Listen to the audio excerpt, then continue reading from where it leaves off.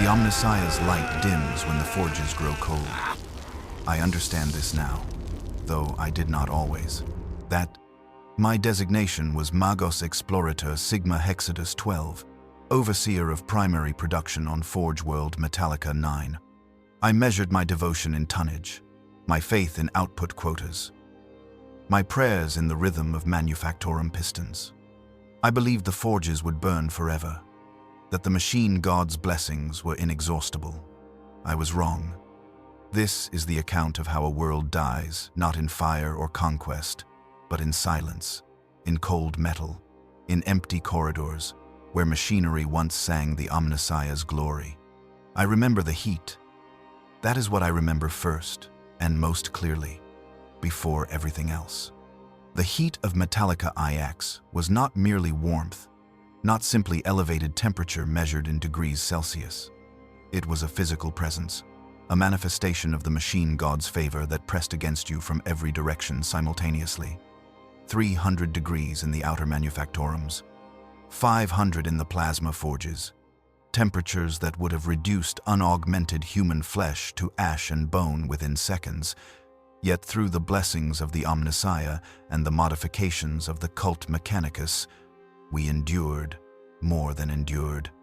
We thrived in that heat, found purpose in it, drew meaning from the knowledge that we alone could survive where lesser beings would perish. The sound was equally omnipresent. The great forge temples of Metalica IX produced a symphony that could be heard across the entire world, a constant mechanical hymn that never ceased, never faltered.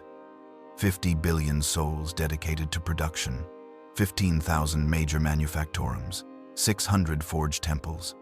The pistons of the primary plasma reactors struck their rhythm at precisely 144 beats per minute, a tempo that the fabricator locum himself had calculated as optimal for both efficiency and devotional resonance. The hammerfalls of the Titan weapon forges provided percussion. The screaming of metal being shaped under pressure added melody. The hum of plasma containment fields created harmony. Together, they formed a song of industry that had continued unbroken for 6,000 years. My role within this grand mechanism was specific and essential. As Magos Explorator, I had spent 3 centuries surveying resource nodes throughout the sector. I had mapped asteroid fields. I had analyzed the mineral composition of dead worlds. I had calculated extraction yields and transportation costs with precision that pleased the machine god. But the fabricator locum had deemed my talents more valuable in optimization of existing production rather than discovery of new resources. I was recalled to Metalica IX and granted the title of Magos Administratum, overseeing quality control and output maximization across 712 production lines. I interfaced daily with machine spirits ancient beyond mortal comprehension. The Heart of Iron, the primary plasma reactor that powered the Northern Hemisphere, possessed a machine spirit that predated the Horus heresy itself. When I would connect my neural interfaces to its systems, performing the sacred rites of maintenance and optimization, I could feel something vast and profound in the electromagnetic patterns, something that seemed aware of my presence. Whether this was true consciousness or merely the complexity of ancient programming interacting with my augmented perceptions, I could not say. The cult Mechanicus debates such questions endlessly. What mattered was that the machines functioned, that production continued, that the Omnissiah's work was done. The world itself was beautiful in ways that unaugmented humans could never perceive. To eyes of flesh, Metalica IX appeared as a nightmare of industry. The atmosphere was 73% nitrogen, 18% oxygen, 4% carbon dioxide, with the remainder consisting of industrial effluents that would have been toxic to baseline humans. The sky was a perpetual orange-gray from the particulates of 6 millennia of unceasing manufacture. Every square kilometer of the planet's surface was covered in structures devoted to production. There were no forests, no oceans, no natural features whatsoever. The planet's crust had been excavated to a depth of 12 kilometers in some locations, leaving vast artificial canyons where ore extractors descended into darkness. But through the sensory augmentations of the Mechanicus, through the additional spectrums visible to my replacement eyes, through the electromagnetic sensitivity of my modified nervous system, Metalica IX was glorious. The heat bloom of the forges created patterns in infrared that resembled abstract art, constantly shifting mandalas of thermal energy. The electromagnetic fields, generated by the plasma reactors, formed invisible architecture more complex than any physical structure. The radio frequencies of countless Vox transmissions and data transfers created a constant information storm that, when properly filtered and interpreted, revealed the beating heart of a world organism functioning in perfect unity. This was the true face of the Omnissiah's creation. This was what the unaugmented could never understand. My own augmentations were extensive, accumulated over 4 centuries of service to the machine god. My original biology comprised perhaps 23% of my total mass. Both legs had been replaced after a mining accident on an asteroid field in the Crastor system. My left arm terminated in a multi-tool manipulator capable of interfacing with 94% of Imperial Standard connection protocols. My right arm retained organic bone structure, but had been reinforced with adamantium struts, and the muscles replaced with synthetic fiber bundles, offering 4 times baseline strength. My respiratory system had been rebuilt to process the toxic atmospheres common to industrial worlds. My eyes were Zeiss pattern augmentics capable of perception across 17 electromagnetic spectrums. A cogitator array implanted along my spine provided processing power that allowed me to perform calculations that would have required hours for even a highly educated, unaugmented human, completed in milliseconds. But I retained enough biological components to still be considered human by the standards of the cult Mechanicus. My brain remained largely organic, though networked with processing cores and memory banks. My digestive system, though enhanced, still processed NutriPaste in the traditional manner. I still required sleep, though only 3 hours per cycle. I was not yet among the pure, those who had transcended flesh almost entirely. I aspired to such elevation, but the fabricator locum had indicated that my current form served the Omnissiah's purposes adequately. The hierarchy of Metalica IX was ancient and complex. The fabricator locum ruled from the central spire, a structure that rose 40 kilometers above the planet's surface, its peak breaching the most toxic layers of atmosphere to stand in the cleaner air above. Beneath him served the High Magi, each responsible for a specific aspect of planetary production. Magos Metallurgicus oversaw ore processing. Magos Plasma supervised reactor operations. Magos Armamentum managed weapon production. And dozens more, each a master of their domain, each commanding thousands of lesser tech priests. I stood among the middle ranks of this hierarchy. Above me were approximately 600 more senior magi. Beneath me served 4,000 lesser tech priests, 200,000 technical adepts, 8 million menial workers with minor augmentations, and 3 billion servitors. The servitors barely counted as sentient beings. They were human bodies, failed aspirants or condemned criminals. Their minds scraped clean and replaced with simple programming. Their flesh augmented with whatever tools their designated function required. They served as the most basic level of labor, tireless and uncomplaining, performing tasks too simple to waste the attention of true tech priests, but too delicate to be fully automated. Every morning cycle, I would perform my devotions in the chapel of the divine algorithm. The chapel was a modest space, only 40 meters square, but it contained a shrine to the Omnissiah that had been blessed by a fabricator general of Mars itself 3,000 years prior. I would recite the litany of optimal function. I would burn sacred oils in offering before the altar. I would meditate upon the 16 sacred theorems of machine logic. These rituals centered my thoughts, aligned my consciousness with the greater purpose of the machine god's work.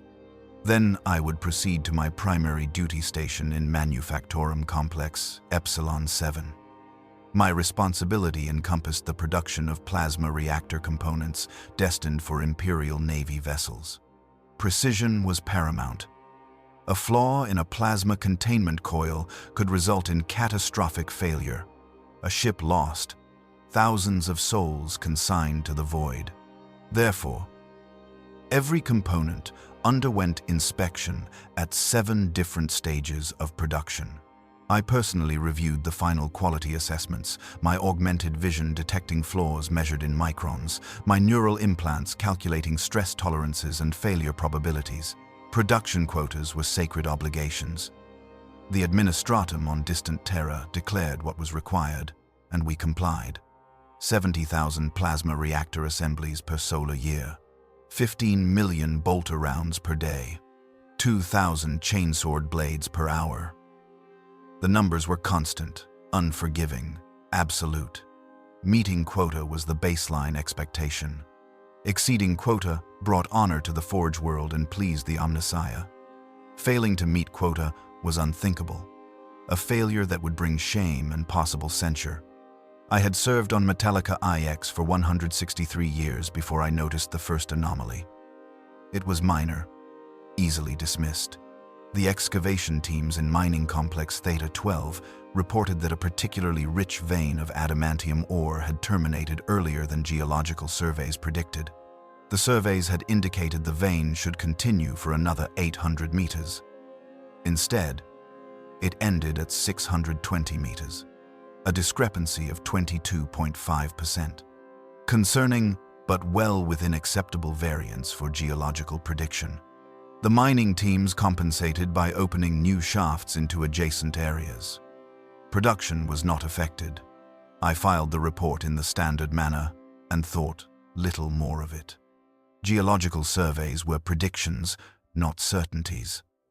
The crust of a planet was complex, unpredictable. Such discrepancies occurred regularly.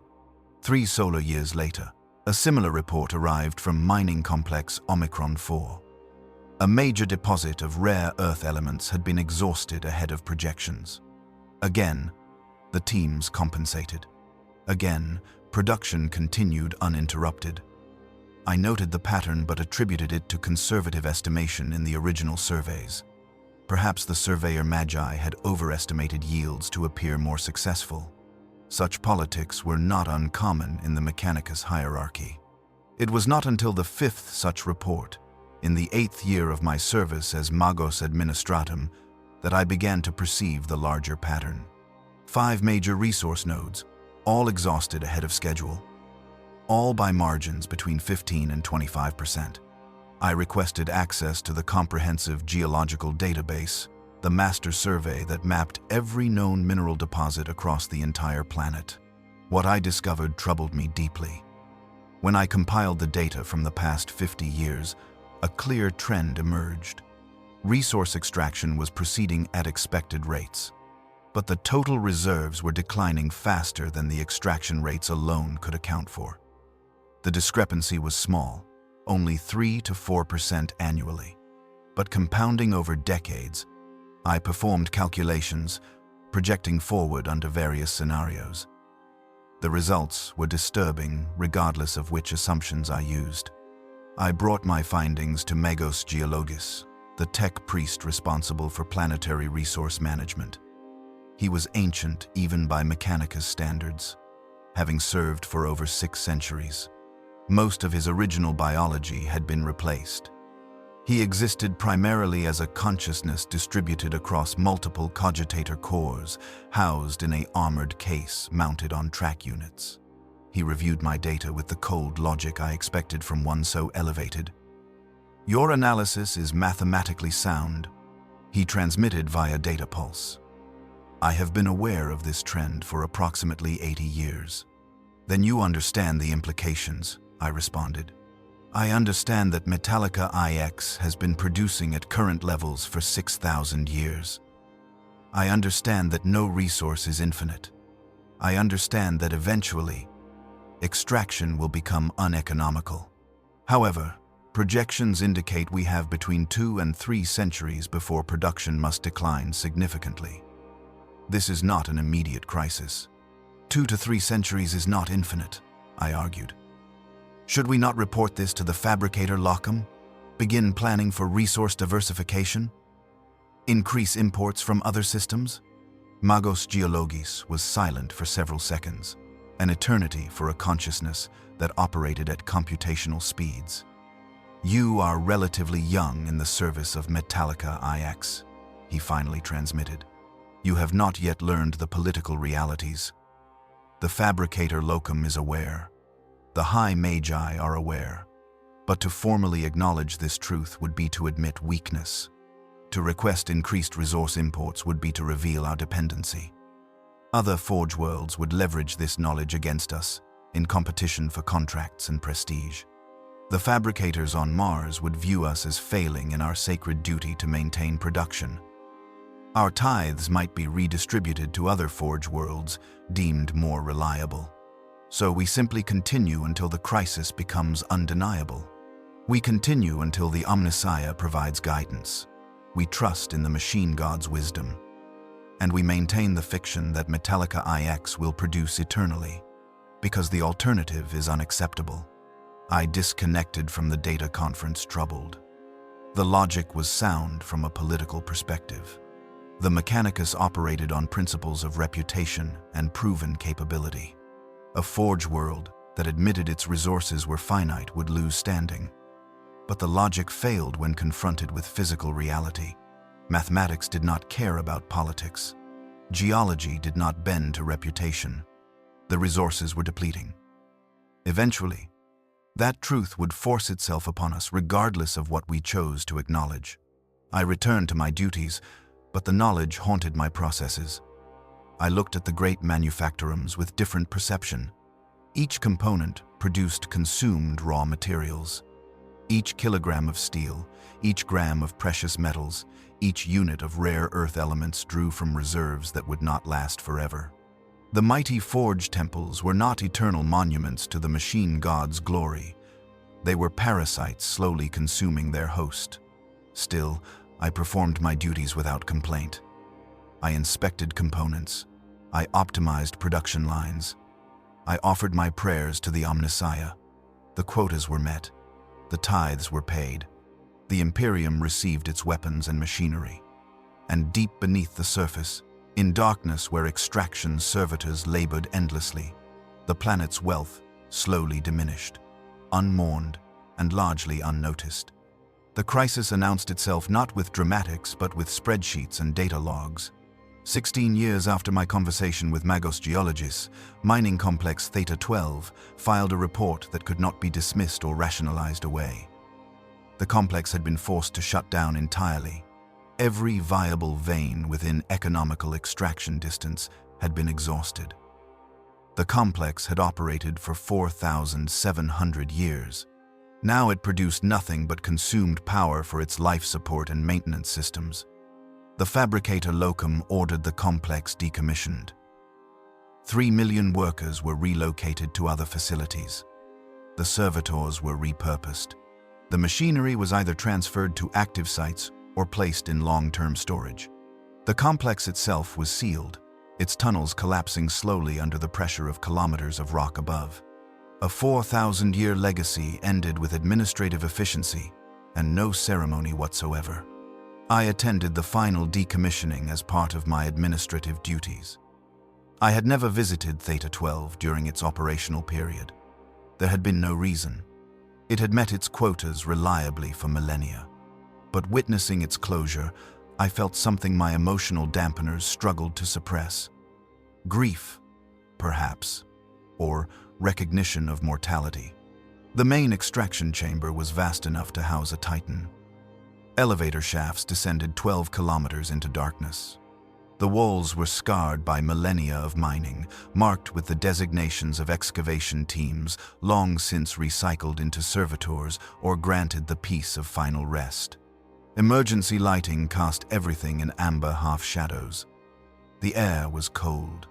The forges that had heated this place for 4,000 years had been shut down 30 days prior. Already ice was forming on the walls where moisture from the ventilation systems condensed and froze. Magos Geologis accompanied me, his track-mounted case navigating the uneven floor with careful precision. "Observe the western wall," he transmitted, directing my attention with a data pulse. "The darkest band of exposed rock. That is the deepest the excavation reached, 14.3 kilometers below the planetary surface. The temperature at that depth is 370 degrees Celsius. The pressure is sufficient to deform most metals. Yet, we extracted resources even from there, because the Omnissiah granted us the knowledge and capability. And now it is exhausted," I replied. "Now it is uneconomical," he corrected. "There are still trace elements throughout these tunnels, but the concentration is too low. The effort required to extract them exceeds their value. This is not exhaustion. This is the point where continued operation becomes inefficient. A semantic distinction. Semantics matter. Words shape understanding. If we say the mine is exhausted, we imply there is nothing left. The truth is more complex. There is always more. But can we reach it? Can we extract it economically? These are the questions that determine viability. We proceeded deeper into the complex, passing through chambers where ore processors sat idle, their machine spirits dormant, their purpose stripped away. I reached out with my neural interfaces, attempting to commune with them as I did with active machinery. The response was faint, like an echo rather than a voice. They had not yet been fully decommissioned, their machine spirits not yet released to the motive force. They lingered in a state between function and termination, aware of their abandonment, unable to comprehend or accept it. They suffer. I transmitted to Magos Geologis. They are machines. They do not suffer. Then what do you call this? I directed his consciousness toward the machine spirit I was communing with, letting him perceive what I perceived. The confusion, the distress of purpose denied, the slow degradation of self as power reserves depleted and systems began to fail. He was silent for 11 seconds. I call it anthropomorphization. You project consciousness and emotion onto complex systems that merely simulate such things. The machine spirit is a useful metaphor for the emergent properties of ancient and complex technology. It is not literal sentience. You do not believe that. I believe what the Omnissiah reveals to be true, and I believe that this debate is irrelevant to our present circumstances. We reached the lowest accessible level, a cavern that had once housed the primary excavation control center. The machinery here was worth salvaging. Tech adepts were already beginning the sacred rites of dismantlement, blessing each component before separation, recording the serial designations, preparing them for transport to active facilities. One of the tech adepts, a relatively young member of the cult, bearing the designation Theta 711, approached me with appropriate deference. Magos Administratum. We have encountered an irregularity during dismantlement. Specify. The Geological Survey Cogitator contains data that was not uploaded to the Central Archive, local records spanning approximately 170 years. The previous overseer apparently maintained separate logs. This was unusual but not unprecedented. Some tech priests developed possessive relationships with their data, hoarding information rather than sharing it freely. It was a minor heresy against the principle that all knowledge belongs to the Omnissiah. But enforcement was inconsistent. Retrieve the data and forward it to my personal archive. Compliance, Magos. I did not review the data immediately. There were more pressing concerns. Production at other facilities needed to be increased to compensate for the loss of Theta 12's output. Workers required reassignment and retraining. Resources had to be redistributed. The administrative burden was substantial. It was 17 days later, during a routine maintenance cycle, while my biological components recovered from extended waking periods, that I finally examined the retrieved data. What I discovered there eliminated any possibility of further rest. The previous overseer of Theta-12 had been Magos Surveyor Kappa 9 Delta. He had served in that role for 230 years before his death, from a mining accident 63 years prior. His successor had apparently never examined his private logs or had chosen to maintain the same secrecy. The data revealed a pattern that explained much and predicted worse. Kappa 9 Delta had been documenting the decline in ore quality and extraction efficiency for over a century before his death.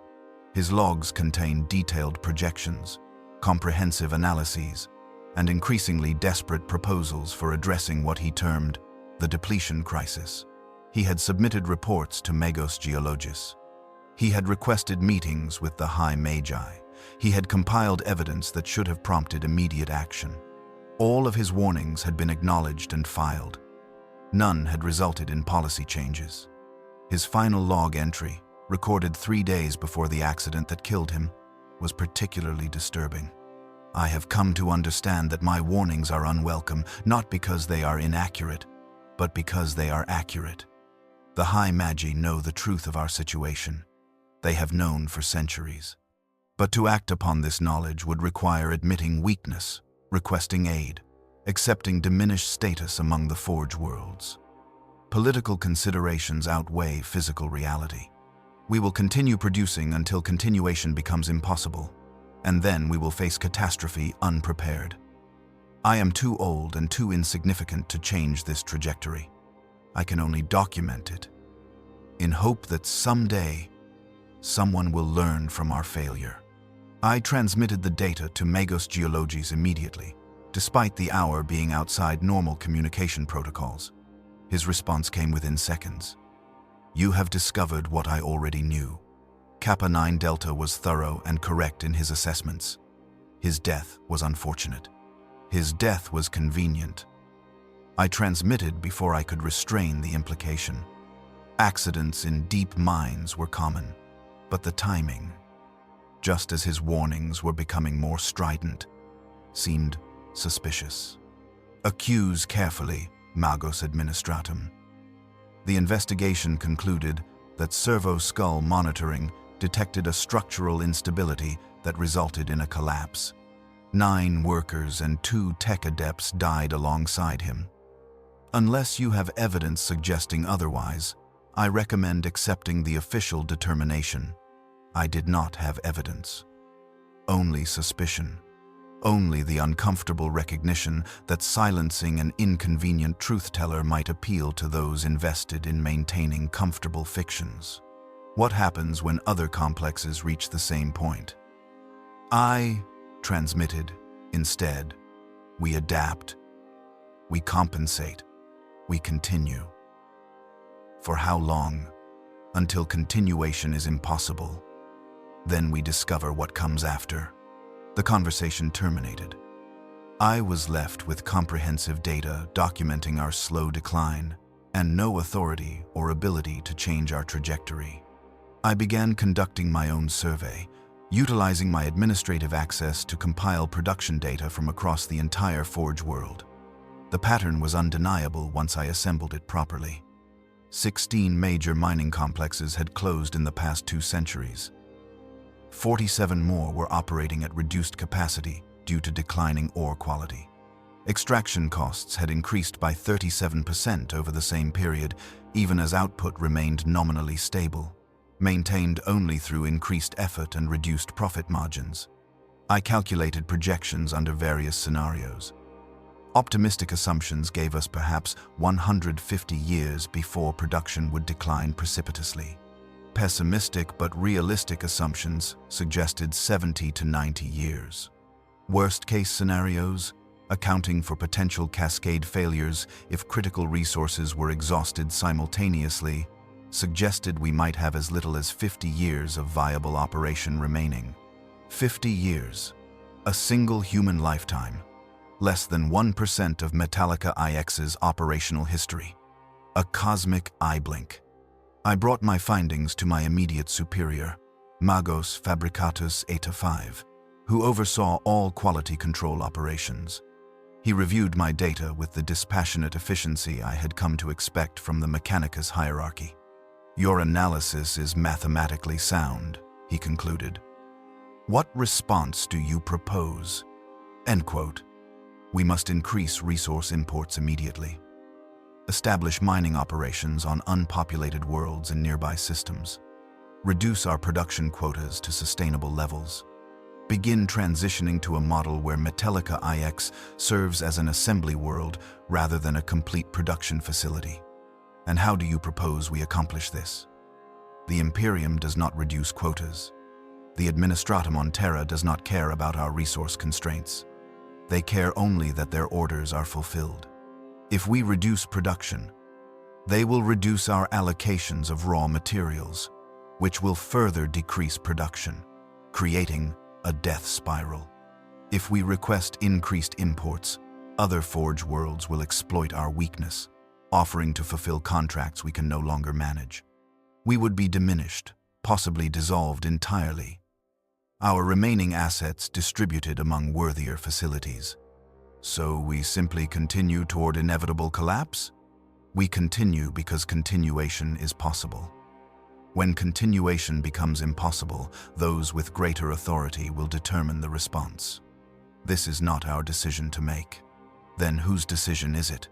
The Fabricator Locums, the High Magi's, perhaps ultimately the Fabricator General on Mars, but certainly not ours. We are administrators, Magos. We optimize existing systems. We do not determine policy. The conversation was concluded. I had been dismissed with perfect political courtesy and absolute finality. I returned to my duties feeling something my emotional dampeners identified as despair. The logic was impeccable. I was indeed only an administrator. I lacked the authority to change fundamental policy.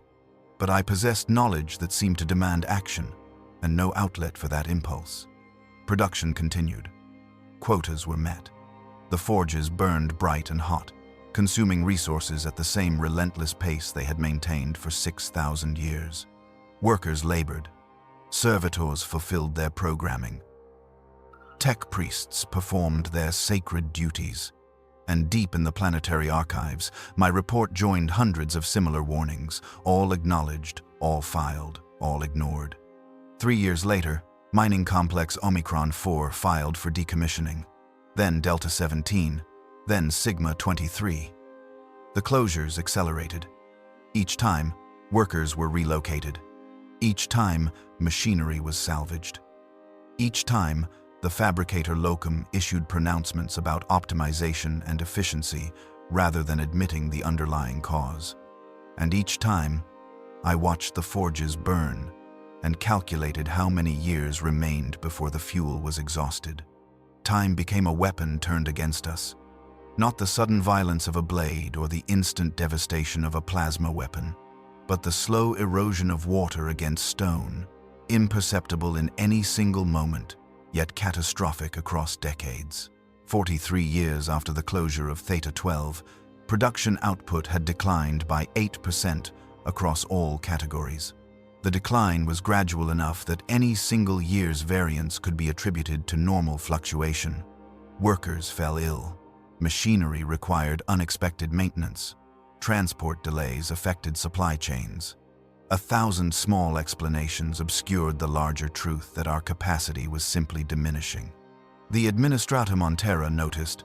They always noticed. Production quotas were sacred obligations, and failure to meet them prompted investigation.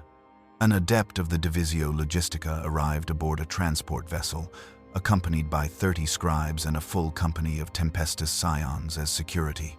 His designation was Senior Logistician Varak Hestin, and he carried the authority of the High Lords of Terra themselves.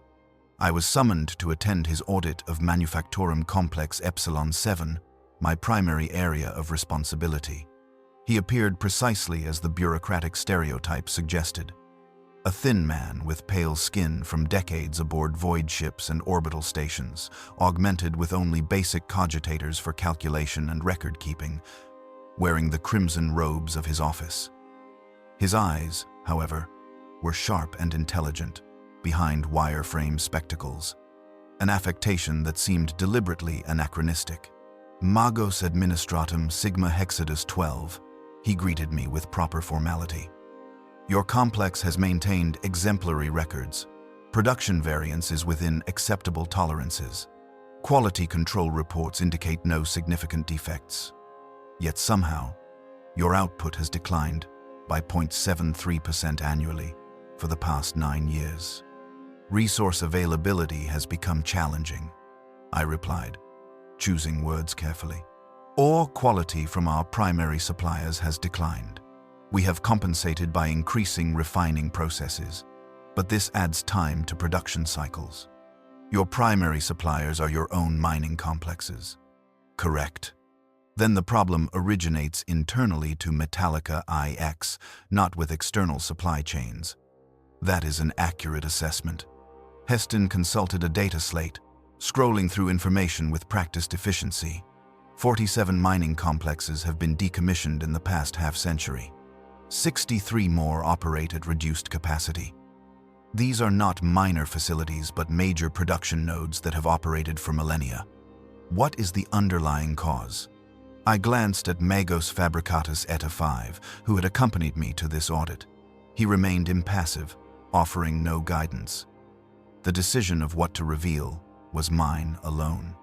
Geological depletion, I stated simply. The most accessible and richest deposits have been exhausted after 6,000 years of continuous extraction. Remaining resources are deeper, lower quality, or both. Extraction becomes progressively more expensive and less efficient. I see. Heston made notations on his data slate. And what measures are being implemented to address this challenge? We are developing new mining sites in previously unexploited regions. We are improving our refining efficiency to extract more usable material from lower-grade ores. We are negotiating increased imports from other systems to supplement local production. All of this was technically true. Such measures were indeed being attempted. That they were insufficient to reverse or even significantly slow our decline was information I chose not to volunteer. Heston studied me for a long moment. Magos, I have audited 17 Forge Worlds during my service to the Administratum. I recognize political answers when I hear them. What you describe are stopgap measures, not solutions. How long before Metalica IX can no longer meet its production quotas through any means? The directness surprised me. I had expected bureaucratic dance and careful phrasing. Instead, he demanded truth. Projections vary depending on assumptions, I replied. Optimistic estimates suggest 50 to 70 years before significant quota reductions become necessary. Pessimistic but realistic estimates suggest 30 to 40 years. Catastrophic scenarios suggest as little as 15 years if critical resource exhaustion cascades. Magos Explorator-Sigma-Hexadus-Twelve's posture shifted minutely, a sign of distress or anger that unaugmented humans would never detect. I had violated protocol by revealing such information to an outsider without clearance from the fabricator locum. Heston, however, simply nodded. Your honesty is appreciated and noted. For your reference, I have reached similar conclusions through my own analysis. The Administratum is aware of Metalica IX's resource challenges. What you must understand is that we face similar situations across the Imperium. 17 Forge Worlds currently operate under resource constraints that will force production reductions within the next century. 4 agri-worlds face topsoil depletion that threatens their ability to meet food tithes. 11 hive worlds are experiencing water table exhaustion. The Imperium consumes faster than resources regenerate. This is not news. This is simply reality. Then what response does the Administratum propose? I asked. The response is that you will continue producing at maximum capacity for as long as physically possible. When you can no longer maintain current quotas, your tithes will be adjusted and redistributed to other facilities. This is not cruelty. This is logistics. The Imperium requires a certain volume of production to survive. If Metalica IX cannot provide it, other worlds must compensate. And what becomes of Metalica IX when our production is no longer viable? Heston's expression softened slightly, a glimpse of something almost resembling sympathy. That determination will be made when circumstances require it. The Imperium does not abandon worlds lightly, but neither can we afford to maintain facilities that consume more resources than they produce. You have time, Magos. Decades, at minimum. Use that time wisely. The audit continued for 3 more weeks. Heston and his team examined every aspect of our operations with meticulous attention. They identified inefficiencies and made recommendations. Some were useful. Most were marginal improvements that would gain us perhaps a fraction of a percent in efficiency. Nothing that would fundamentally alter our trajectory. When he departed, his final report praised Metalica IX's operational excellence, while noting structural resource challenges that will require ongoing monitoring and eventual policy intervention. The language was bureaucratic and spectre, bland, revealing nothing while documenting everything for future reference. Production continued. But now everyone in the administrative hierarchy understood that our decline was not merely known, but officially recognized. The fiction of eternal production had been pierced. We were operating on borrowed time, awaiting the inevitable moment when the Imperium would decide we were no longer worth maintaining. The psychological impact was subtle but pervasive. Tech priests who had served with pride now spoke of requesting transfers to other Forge worlds. Skilled artisans who had trained for decades began seeking positions elsewhere, recognizing that Metalica IX offered no future. The brain drain accelerated our decline. Knowledge walked away on transport ships, heading toward Forge worlds with better prospects. I remained, partly from duty, partly from a stubborn refusal to abandon what I had spent centuries building, but also because I recognized that I was complicit in this slow catastrophe, having known the truth for decades and taken no meaningful action beyond filing reports that were ignored. 61 years after Theta 12's closure, production had declined by 17%. The fabricator locum finally acknowledged reality in a gathering of the High Magi. I attended as a senior administrator, standing among 300 tech priests in the Chamber of Optimal Function at the peak of the central spire. The fabricator locum was ancient beyond calculation. His designation was Archmagos Dominus Helix Kyber 7 Prime, and he had ruled Metalica IX for over 900 years. His original biology had been reduced to a brain, portions of a spinal cord, and some digestive components necessary for sustaining his organic remnants. The rest was divine machinery, a walking temple to the Omnissiah's glory. When he spoke, his voice emerged from voxcasters embedded in his chest, devoid of human inflection, pure data transmission. "We stand at an inflection point in the history of Metalica IX," he intoned. "For 6 millennia, we have served the Omnissiah through production. We have armed the Imperium. We have built weapons that defended humanity across 1,000 war zones. We have fulfilled every quota, met every obligation, exceeded every expectation. This legacy is not diminished by current challenges." He paused, his optical sensors sweeping across the assembled magi, ensuring attention remained absolute. "However, we must acknowledge physical reality. Our resource base is depleting. Production cannot continue indefinitely at current levels. Therefore, I am implementing immediate policy changes. First, we will increase imports of raw materials from other systems by 40%. Second, we will transition 19 major manufactorums from complete production to assembly operations, utilizing components manufactured elsewhere. Third, we will begin decommissioning our least efficient facilities in controlled manner, rather than waiting for emergency closures. Fourth, we will reduce our workforce by approximately 800 million souls over the next solar decade through natural attrition and relocation programs. 88 years after Theta 12, A Magos from Mars arrived to evaluate our operations. Her designation was Magos Veneratus Sigma-Phi 28 Tertius, and she carried the authority of the Fabricator General himself. She was accompanied by a retinue of 50 tech priests, all specialists in various aspects of Forge World operations.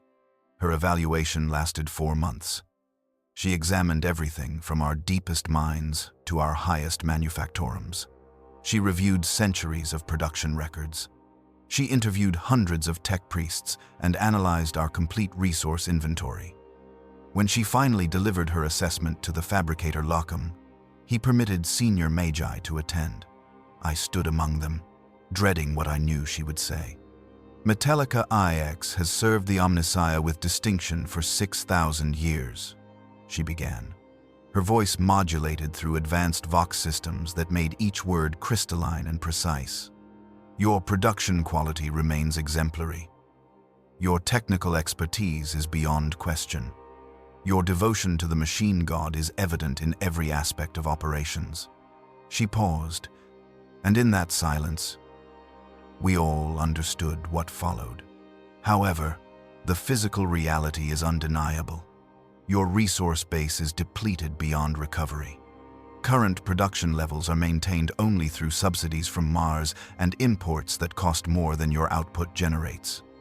You are consuming more than you produce. This is not sustainable. What is your recommendation? The Fabricator Locum asked. Metalica IX should be reclassified from Forge World Prime to Forge World Secundus within the next solar decade. Production quotas should be reduced by 60%. Your workforce should be reduced from current levels of 41 billion to approximately 8 billion, retaining only specialists whose skills justify the cost of maintaining them. The remaining population should be relocated or converted to servitors as appropriate. Major manufactorum complexes should be decommissioned and their equipment redistributed to more viable facilities. You propose the effective dismantlement of our Forge World, the Fabricator Locum stated without inflection. I propose acknowledging reality and responding rationally. The alternative is continued decline until catastrophic failure forces emergency intervention under worse circumstances. A controlled downsizing preserves what is valuable and maintains dignity.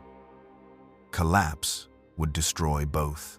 The Fabricator Locum was silent for 19 seconds, an eternity that stretched across the assembled magi like a physical weight. I will take your recommendations under advisement and consult with the High Magi. Mars will receive our formal response within 30 days.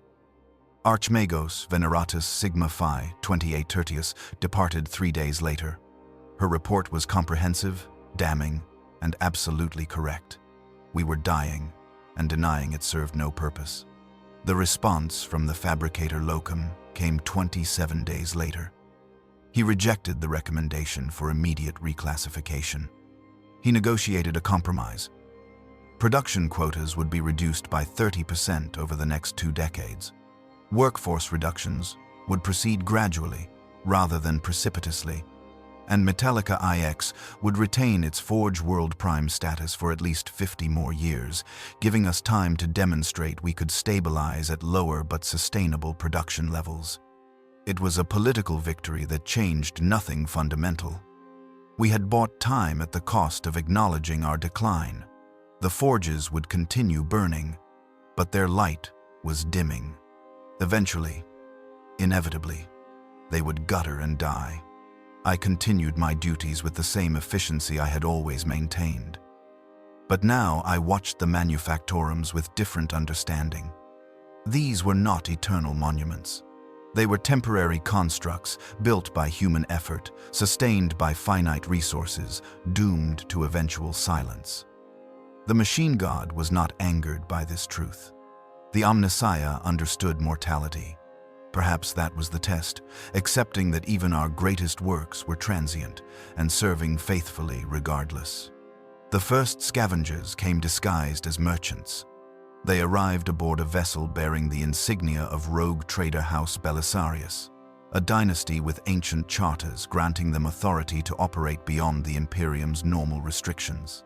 Their leader rogue trader Captain Jesselyn Belisarius requested audience with the fabricator Locum to discuss mutually beneficial commercial arrangements. I attended the meeting as part of the administrative delegation. Captain Belisarius was impressive in the manner of her kind.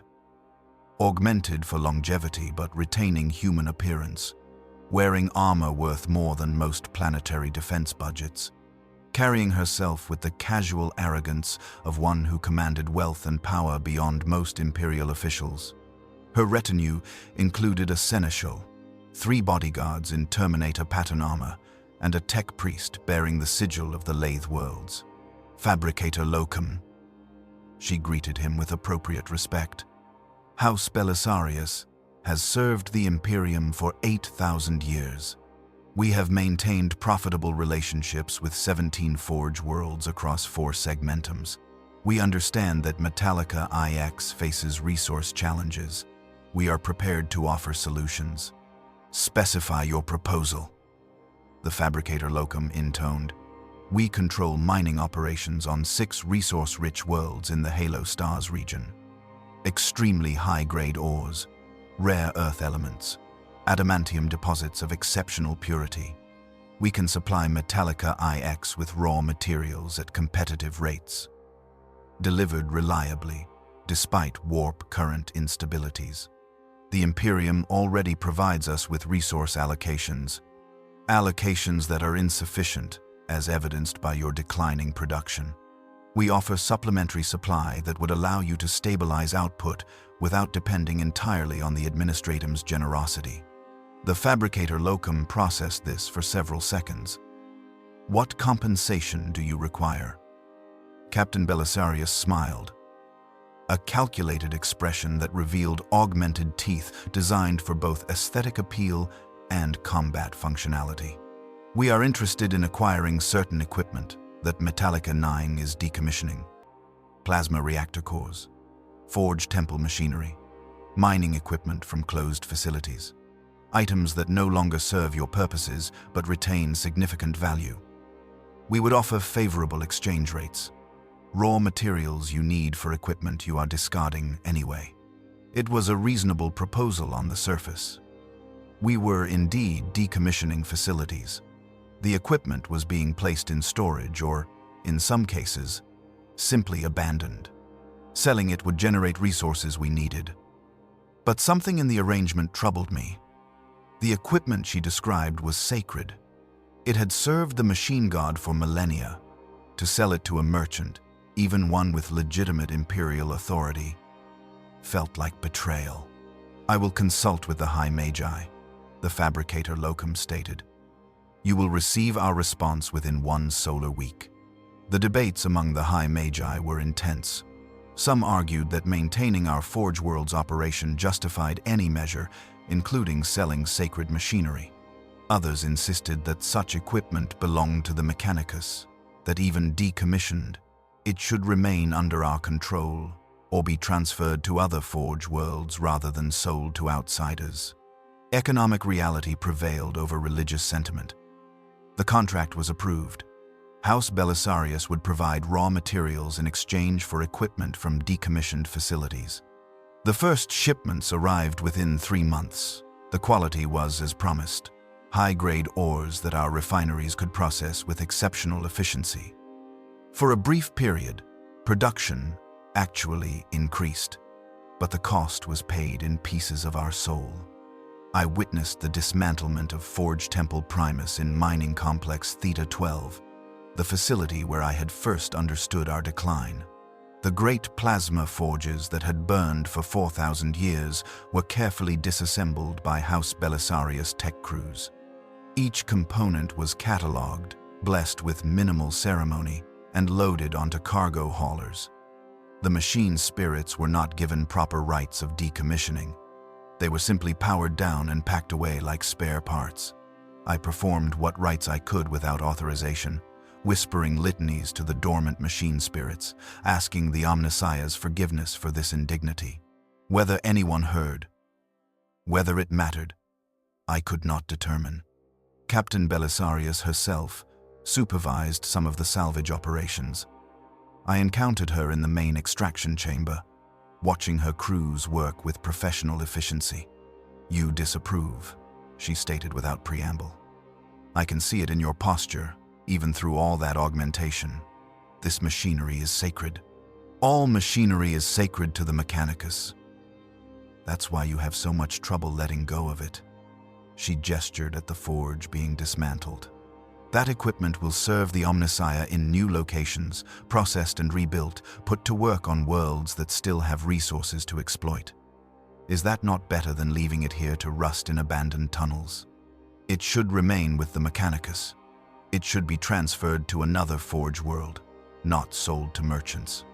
"And which Forge world wants equipment from a failing facility? Who wants to inherit your taint of decline?" Her voice was not cruel, merely pragmatic. "I offer these machines purpose. Your pride offers them abandonment. Which is the greater disrespect?" I had no response that satisfied logic. She was correct. The equipment would serve again under her ownership. But correctness did not eliminate the sense of loss, of sacred things reduced to mere commodities. House Belisarius was only the first. Word spread among the rogue trader dynasties and merchant cartels that Metalica IX was selling equipment. Others came with similar offers. House Fenris offered preserved food supplies in exchange for our decommissioned mining servitors. The Mercantile Guild of Port Wrath purchased 6 entire manufactorum complexes, dismantling them completely and shipping them off-world. A tech priest order from the Lathe Worlds negotiated for our technical archives, copying millennia of accumulated knowledge in exchange for replacement parts we needed for maintenance. Each transaction was economically rational. Each provided resources we required. Each felt like betrayal. More disturbing were the rival Forge Worlds. Magos delegations from Ryza, Graia, and Styges 8 arrived with official requisitions from Mars. They claimed specific equipment and technology under obscure provisions of Mechanicus law that gave more successful Forge Worlds rights to salvage from declining facilities. The logic was impeccable. Better to preserve valuable equipment within the Mechanicus than allow it to fall into outsider hands. But the manner of these requisitions was humiliating. Magos representatives would arrive, survey our facilities, and simply claim whatever they desired. This plasma reactor core is of a pattern no longer produced. Forge World Ryza requires it for historical research. Transfer is mandatory under Decree 17 of the Fabricator General. Resistance was futile. They carried the authority of Mars itself. I watched a delegation from Graia claim an entire Forge temple in Manufactorum Complex Delta 9. The complex was still operational, still producing, but they argued that the specific machinery was irreplaceable and too valuable to risk being lost when Metalica IX eventually collapsed entirely. The fabricator locum had no choice but to comply. The complex was shut down, the machinery carefully removed, and production shifted to other facilities already operating beyond optimal capacity. The tech priest leading the Graia delegation was Magos Explorator Sigma. He approached me during the dismantlement, his manner perfunctory but not actively hostile. "You view us as predators," he stated. "You profit from our decline. We preserve what you cannot. Metalica IX is dying. This is fact, not judgment. Would you prefer this equipment remain here until your final collapse, destroyed or corrupted by whatever catastrophe eventually claims your world? Or would you prefer it continue serving the Omnissiah on worlds with centuries of productive operation remaining?" I would prefer Metalica IX was not dying. Preference is irrelevant to reality. The universe does not care what we wish. It operates according to physical law. Your resources are depleted. Ours are not. This is not personal animosity. This is resource optimization on a galactic scale. His logic was perfect. His compassion was non-existent. I understood then that to the greater Mechanicus, to Mars and the other Forge worlds, Metalica IX had already transitioned from valued contributor to resource node being efficiently harvested. We were no longer colleagues. We were inventory. The Adeptus Mechanicus was not alone in recognizing opportunity. Pirates came, not in force, not attempting conquest, but in small raids targeting isolated facilities.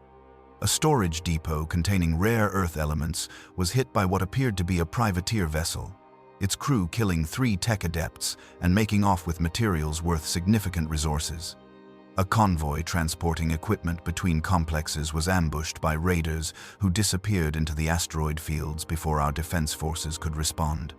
The fabricator Locum requested increased protection from the Imperial Navy. The response was bureaucratic and unhelpful. Fleet resources were stretched across the sector.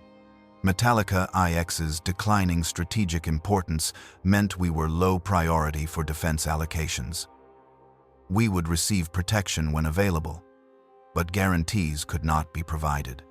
We were forced to contract with mercenary companies for convoy security. This added further costs to already strained budgets. The economic death spiral accelerated. We needed to sell equipment to afford raw materials.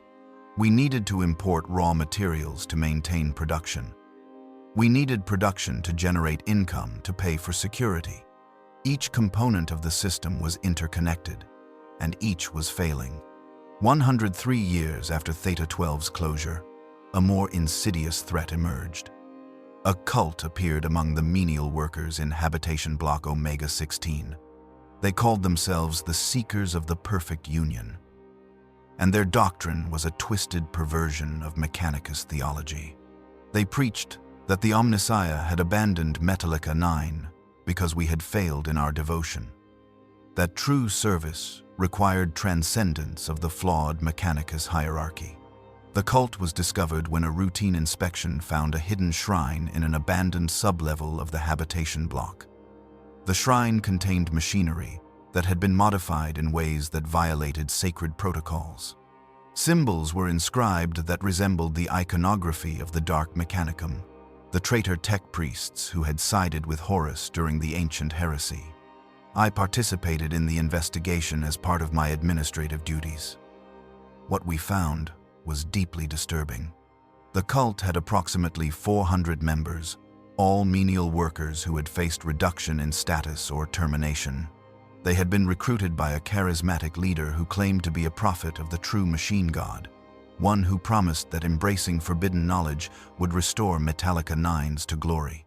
The leader was apprehended during a raid by Skitarii forces. His designation had been Worker Theta 7912 before his radicalization. Now he called himself Magos Apostata, a title that was itself heresy. When interrogated, he showed no remorse. "You wonder why the Omnissiah permits your decline," he stated, his voice distorted by crude augmentations he had installed himself. "You question why faithful service leads to abandonment. I have found the answer. The Omnissiah of the Mechanicus is false. The true machine god rewards those with courage to transcend limitations, to embrace knowledge, forbidden by cowards who fear innovation. You speak of chaos. I speak of power. I speak of truth. Your Forge world dies because you cling to outdated doctrine. Join us. Learn the true secrets of the machine. We can restore what has been lost, through corruption and damnation, through transcendence and glory." The cult was purged. All 400 members were executed after proper trial and confession extraction. Their bodies were not converted to servitors but were incinerated completely to prevent any possibility of corruption spreading. The shrine was demolished and the area sealed with sanctified bulkheads. But the cult's emergence was deeply troubling. It revealed that desperation had reached levels where even loyal imperial citizens would consider heresy. When the Imperium offered no hope, when the Mechanicus provided no answers, some would turn to darkness simply because darkness offered something other than slow decline. The Fabricator Locum increased monitoring throughout all habitation blocks. Additional preachers were assigned to deliver sermons reinforcing proper doctrine. Suspected radicals were interrogated preemptively. But we all understood that fear and surveillance could not eliminate desperation. Only hope could do that. And hope was the one resource we could not manufacture. 17 years after the cult's discovery, the situation deteriorated further. The Skitarii legions that had protected Metalica IX for millennia were recalled. Not all of them, but 4 full legions, representing approximately 40% of our military strength. They were reassigned to Forge World, Ryza, which faced an orc invasion and required all available forces. The strategic logic was sound.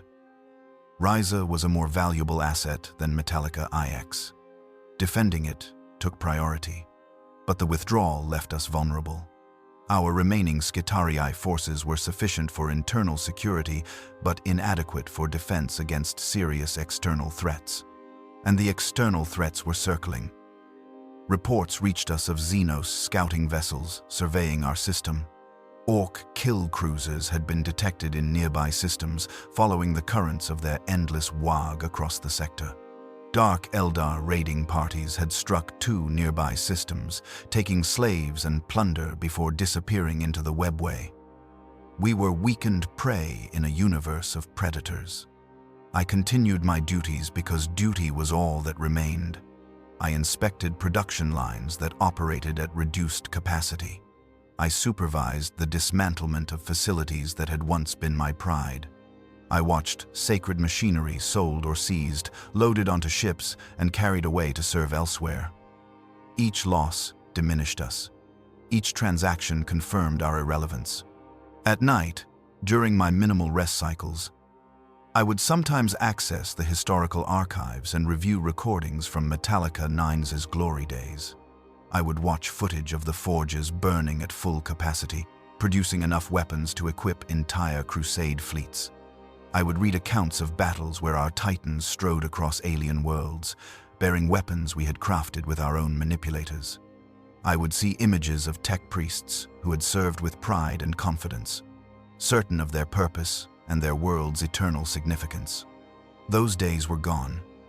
We had become something else, not yet dead, but no longer truly alive, waiting for whatever came next with the patience of machines and the dread of those still human enough to fear.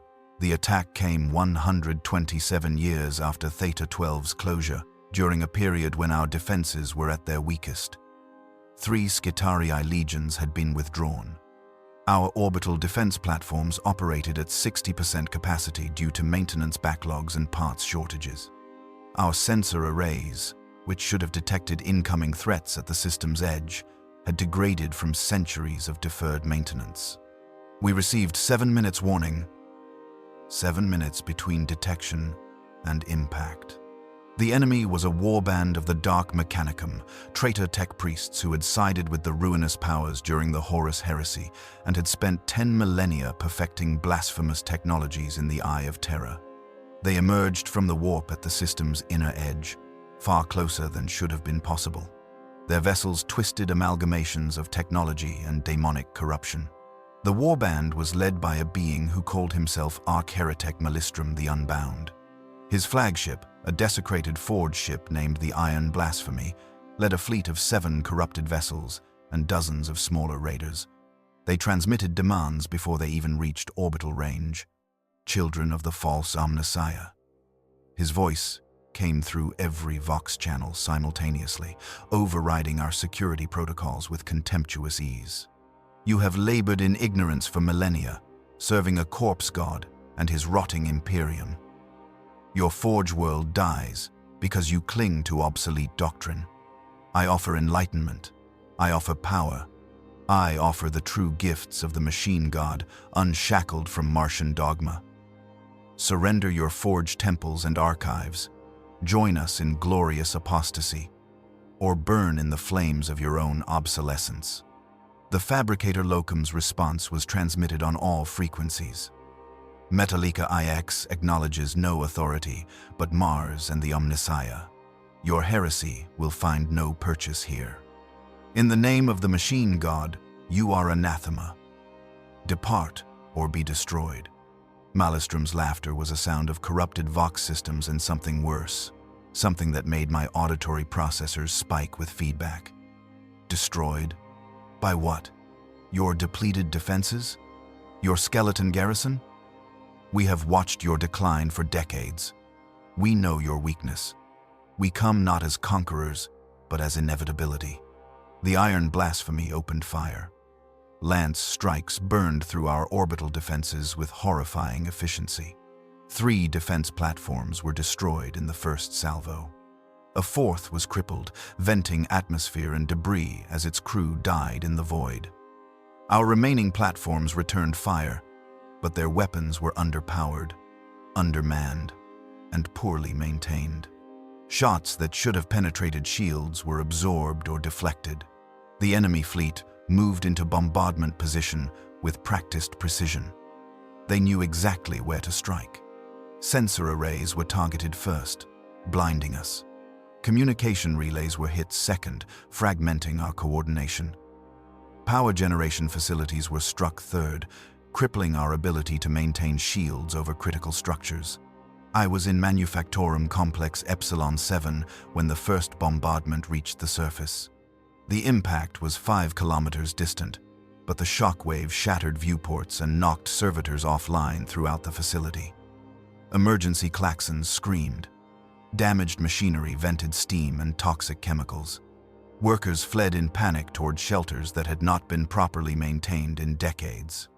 My neural implants filled with emergency transmissions from across the Forge world. Bombardment strikes hitting major population centers. Casualty estimates climbing into the millions. Defense forces attempting to coordinate response but struggling without proper communication infrastructure. The fabricator locum ordering all essential personnel to their designated emergency stations. I made my way to my assigned position in the Central Command Bunker, a hardened facility deep beneath the central spire. The journey through damaged corridors and panicked crowds took 43 minutes. When I finally reached the bunker, I found it chaotic but functional. Magos representatives from every major division were present, attempting to coordinate a defense with inadequate resources and fragmentary information. The fabricator locum stood at the chamber's center, connected to multiple data feeds simultaneously, his consciousness distributed across surviving sensor and communication networks. "The enemy descends," he announced. "Drop pods and assault craft. Approximately 40,000 traitor Skitarii and corrupted servitors. Their landing zones concentrate around 3 primary targets: the Central Archive, where our complete technical database is stored; Forge, Temple Magnus, which contains our oldest and most sacred machinery; and Plasma Reactor Primus, which powers the Northern Hemisphere." "What forces do we have available?" asked Magos Militaris Kappa 3, commander of our remaining Skitarii. 2 understrength legions, approximately 22,000 Skitarii. 6 night suits. No Titans. Planetary Defense Force units totaling perhaps 100,000 soldiers, but most are poorly trained and equipped for internal security rather than warfare against transhuman opponents. "We are outnumbered and outmatched," Kappa 3 stated flatly. "Correct. Our objective is not victory but denial. We must prevent the enemy from seizing critical assets. If we cannot hold, we must destroy what we defend. Nothing of value can fall into heretic hands." The logic was impeccable and terrible. We would fight not to save our Forge world, but to deny it to the enemy. We would destroy what we had spent millennia building rather than allow it to serve corruption. I was assigned to command the defense of the Central Archive. My combat experience was minimal. My expertise administrative rather than military. But I knew the archive's layout better than most. And all available personnel were being deployed regardless of primary function. The archive occupied a reinforced bunker complex adjacent to the central spire. Its walls were 3 meters of armored ceramite. Its access points were sealed by blast doors that could withstand plasma cannon fire. Under normal circumstances, it would have been nearly impregnable. But these were not normal circumstances. Our defensive systems were degraded. Our garrison was skeleton strength, and the enemy knew exactly where to strike. I arrived at the archive to find Skitarii already establishing defensive positions. Their commander, Alpha Primus designation Severin 28, greeted me with perfunctory efficiency. Magos Administratum. We have 43 Skitarii available for defense. Ammunition is adequate for sustained engagement. But if the enemy commits significant forces, we cannot hold indefinitely. How long can you hold? Variable depending on enemy strength and tactics. Between 2 hours and never. Establish secondary demolition protocols. If the archive is about to fall, I will initiate data purge and structural collapse. The enemy will claim nothing but rubble. Compliance. The Dark Mechanicum forces landed 3 kilometers from our position. I watched their approach through the archive's external sensors. Their Skitarii were grotesque parodies of our own, augmented not with sacred technology but with mutations and demonic enhancements. Limbs that writhed with unnatural life. Weapons that bled rather than fired conventional rounds. Armor decorated with symbols that caused my visual processors to glitch and skip when I attempted to focus on them. They advanced with disturbing coordination, moving through the damaged streets of the Forge World like a tide of corrupted metal. Our Skitarii opened fire at maximum range. Galvanic rifles cracked. Radium carbines sent invisible death. The enemy formation wavered but did not break. They returned fire with weapons I did not recognize, energies that seemed to burn with warp fire rather than conventional plasma. The battle reached the archive's perimeter within 27 minutes. The enemy threw themselves against our defenses with fanatical determination. They did not value self-preservation. Corrupted servitors laden with explosives charged forward, detonating against our barricades. Traitor Skitarii advanced behind the explosions, firing constantly, accepting casualties that would have caused any rational force to withdraw. I was not idle during the defense. I coordinated with other archive staff to begin emergency data transfer, copying critical information to secure cogitator cores that could be evacuated if necessary. Simultaneously, I prepared demolition charges throughout the facility, ready to destroy what could not be saved. The outer defensive line fell after 90 minutes. Our Skitarii withdrew to secondary positions inside the archive's entrance chamber. The enemy followed, and the fighting became desperate close combat. Chain blades screamed. Plasma weapons discharged at point-blank range. I witnessed Skitarii Alpha Severin 28 engage a corrupted tech priest in melee, his omniscient axe against an opponent wielding weapons that appeared to be living metal. The traitor fell, but not before inflicting wounds that forced Severin 28 offline. I moved forward despite my lack of combat training. Self-preservation instinct screamed at me to flee, but duty overrode fear. I carried a plasma pistol, a weapon I had maintained for centuries but rarely fired. I aimed at a corrupted servitor, forcing its way through our lines, and fired. The shot struck true, superheated plasma burning through the target's chest cavity. It collapsed, mechanics seizing.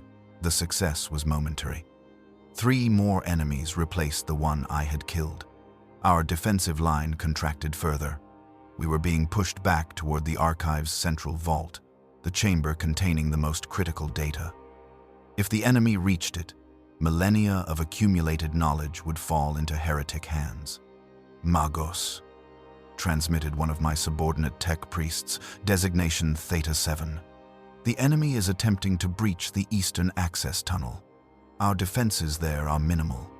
They will flank us within minutes. I made a decision that violated every instinct. Seal the central vault. Everyone still outside evacuates immediately. I will manually trigger the demolition sequence. That will trap you inside. Correct. But it will deny the enemy their objective. Execute the order. The remaining defenders withdrew towards secondary exits. I moved to the central vault's control terminal and initiated the lockdown sequence. Blast doors 3 meters thick slammed closed with pneumatic finality. I was sealed inside with the complete technical archive of Metalica IX, 6,000 years of accumulated knowledge, now under my sole protection. The demolition charges were already in place, installed decades ago as a contingency against exactly this scenario. I accessed their control systems and prepared the activation sequence, but I hesitated.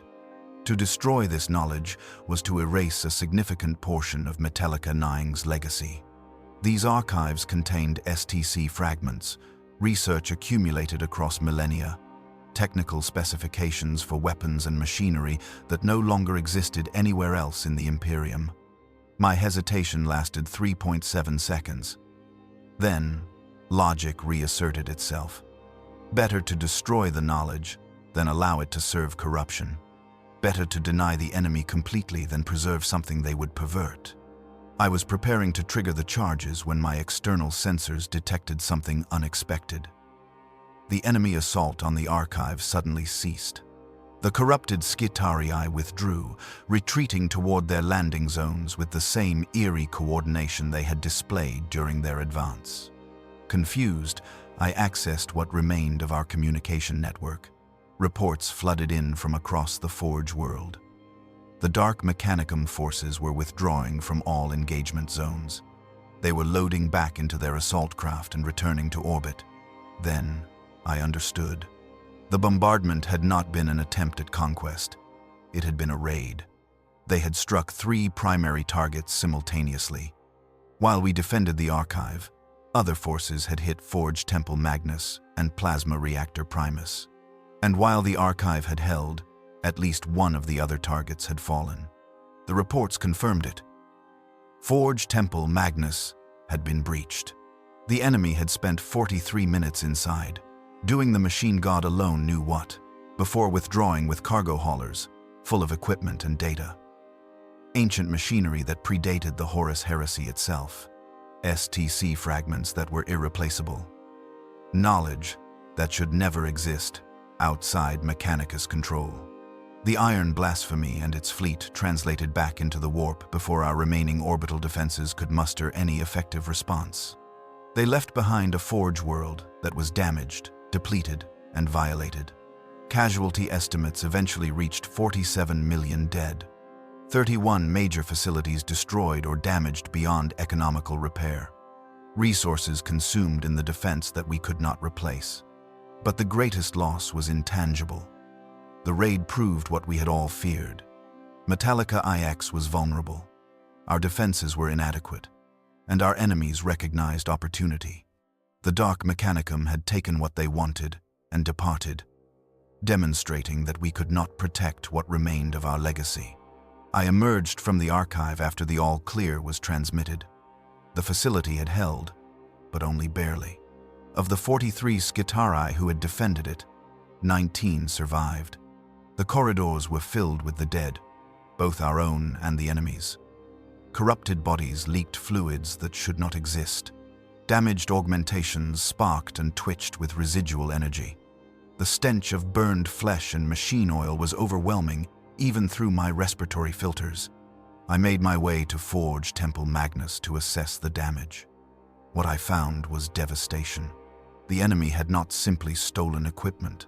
They had desecrated it. Sacred machinery was defaced with blasphemous symbols. Machine spirits had been corrupted, their programming infected with scrap code that would take decades to fully purge. The oldest forge, a plasma reactor that had burned since Metalica IX's founding, had been deliberately damaged beyond repair. Its machine spirit was dying. Radiation leaking from compromised containment fields. I approached the dying reactor and established neural connection, performing final rites that were all I could offer. The machine spirit's consciousness, if such existed, was fragmentary and pain-filled. I felt its confusion as systems failed, its distress as purpose was stripped away. I whispered litanies of release, asking the Omnissiah to accept this faithful servant into whatever afterlife awaited machine spirits. When the reactor finally went dark, its death permanent and complete, I experienced something my emotional dampeners could not fully suppress. Grief. Not for myself, but for the Forge world that had given me purpose. For the machines that had served faithfully and died violated.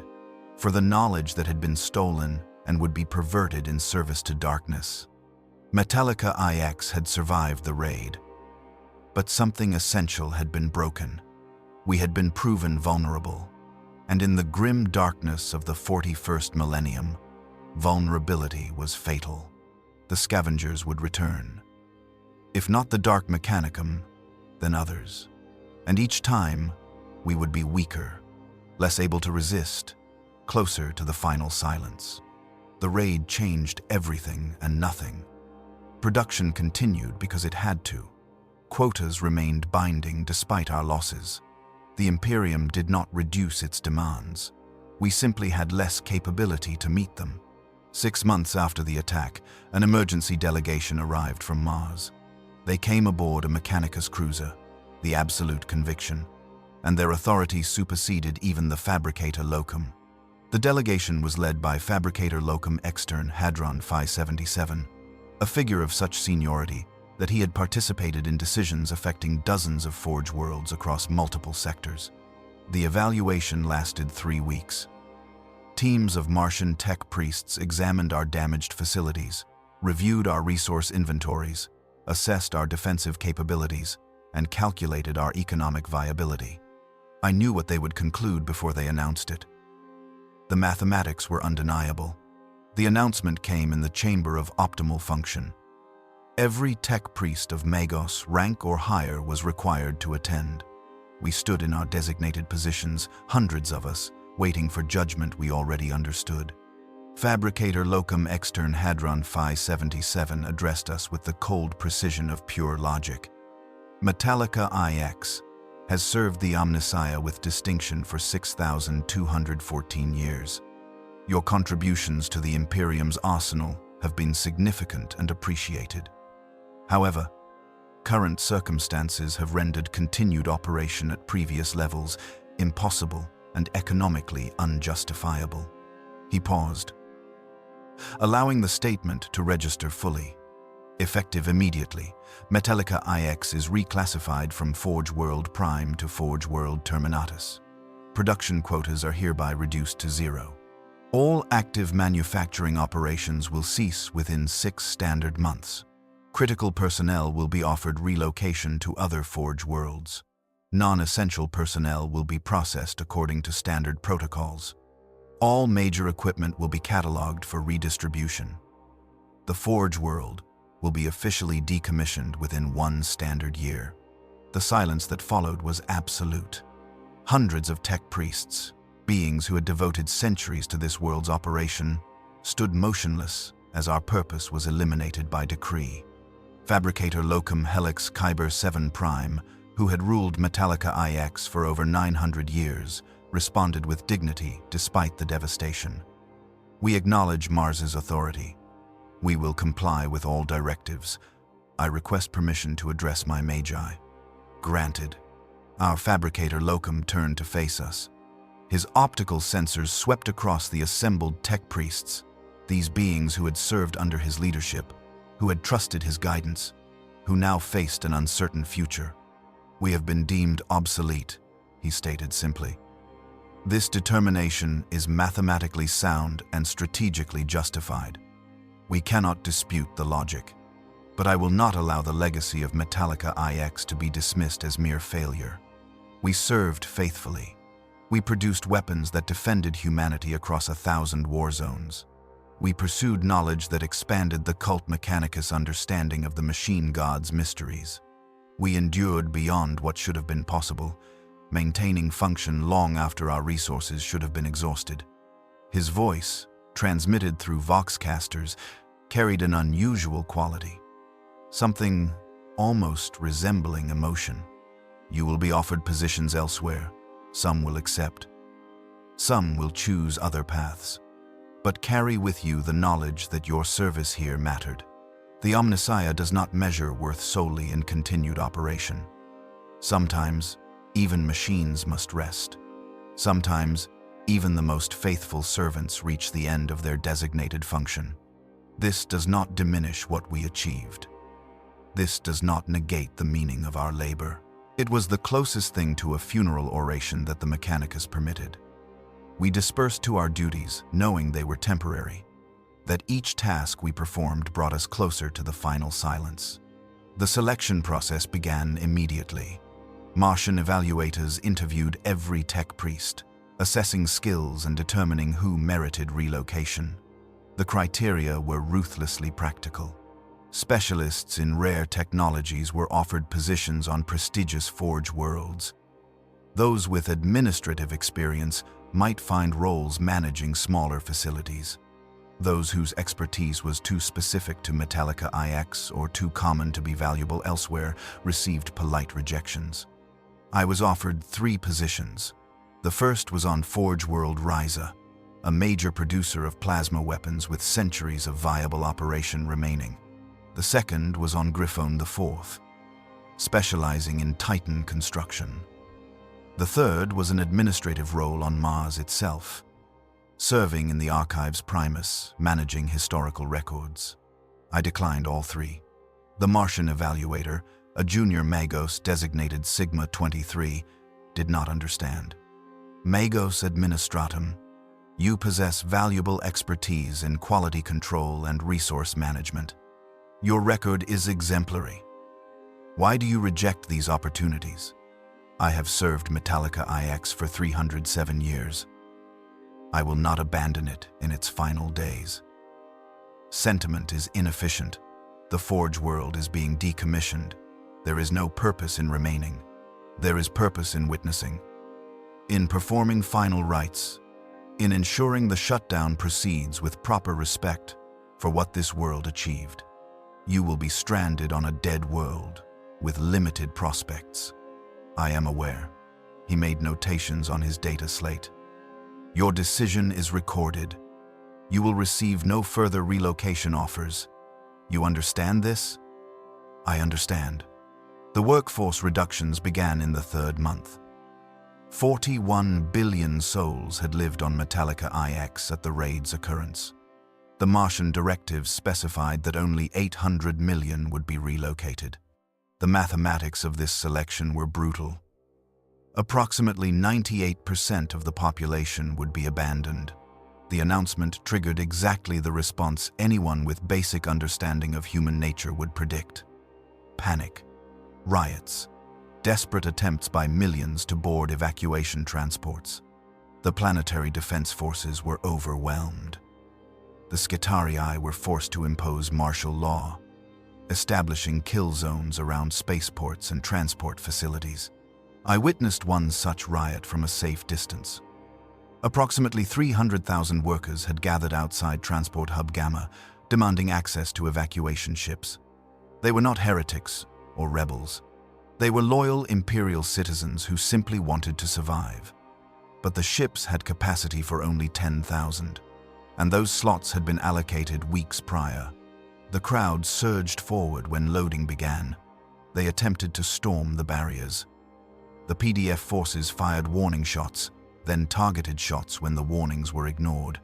I watched through my optical sensors as hundreds fell, their bodies trampled by those still pressing forward.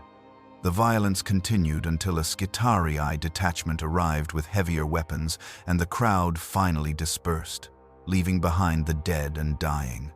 This scene repeated across the Forge world. Millions tried to flee. Most failed. Those who secured passage did so through connections, bribery, or sheer luck. The rest remained, knowing they had been deemed expendable. The alternative offered to those not selected for evacuation was servitor conversion. This was presented as mercy. Rather than starve on a dying world, they could be converted into servitors and transported to facilities that needed such labor. Their consciousness would be erased, their bodies augmented with machinery, their remaining existence spent in mindless service to the Omnissiah. Some accepted this fate. Others chose what dignity remained to them. Suicide rates increased dramatically. Entire family units would seal themselves in their habitation chambers and activate atmosphere venting, choosing quick death over slow starvation or forced conversion. The Mechanicus documented these deaths with clinical precision, but offered no intervention. Individual choice was respected, even when that choice was self-termination. Production ceased in the 4th month. The last manufactorum to shut down was Epsilon 7, the facility where I had served for over a century. I attended its final operational cycle, watching the production line complete one last plasma reactor assembly. The workers performed their duties with the same precision they had maintained for decades, even knowing this was their final contribution. When the last component was completed and inspected, the manufactorum's overseer, Magos Fabricatus-85, performed the rite of cessation. He blessed each major system, thanking the machine spirits for their service, asking the Omnissiah to receive them with honor. Then, he initiated the shutdown sequence. The great assembly line slowed, then stopped. The plasma forges cooled. The conveyor systems went silent. The lights dimmed to minimal maintenance levels. And the sound, the constant industrial symphony that had defined this place for millennia, ceased. The silence was overwhelming. I had not realized how thoroughly the sound had defined my existence until it was absent. My auditory processors, calibrated for filtering industrial noise, suddenly had nothing to filter. The quiet felt like physical pressure. I performed my own private rites, communing with the dormant machine spirits one final time. I felt their confusion, their distress at cessation of function. They did not understand why they were being deactivated when they remained capable of service. I had no explanation that would comfort them. I could only offer gratitude for their faithful operation and hope that wherever machine spirits went after deactivation, they would find peace. The population decline accelerated. Those selected for evacuation departed on scheduled transports. Those not selected either accepted servitor conversion or attempted to survive independently. Within 6 months, Metalica IX's population had decreased from 41 billion to approximately 7 billion. Vast hab blocks stood empty. Entire districts went dark as power was redirected to remaining occupied zones. The Forge world became a ghost of itself, abandoned spaces far outnumbering inhabited ones. I moved through these empty spaces during my daily rounds. As one of the senior tech priests who had chosen to remain, I was assigned oversight of decommissioning operations. My duties included ensuring machinery was properly shut down, that hazardous materials were contained, that structural stability was maintained in critical facilities. I walked through Manufactorum Complex Delta 17, where I had never served but which had operated for 4,000 years producing bolter ammunition. The facility was massive, covering 12 square kilometers. Now, it was silent and empty. Equipment stood idle, waiting for salvage teams that might arrive in years or decades, or might never come. The complex might simply remain here, slowly degrading, until the structure finally collapsed. I encountered a servitor in one corridor, still active, its programming unable to comprehend the shutdown. It continued its assigned task, attempting to transport materials between stations that no longer operated. I accessed its control protocols and initiated shutdown. Its optical sensors dimmed. Its ambulatory functions ceased. It collapsed to the floor, another small death among billions. The fabricator locum himself departed in the 9th month. His evacuation was ceremonial, witnessed by the remaining senior magi.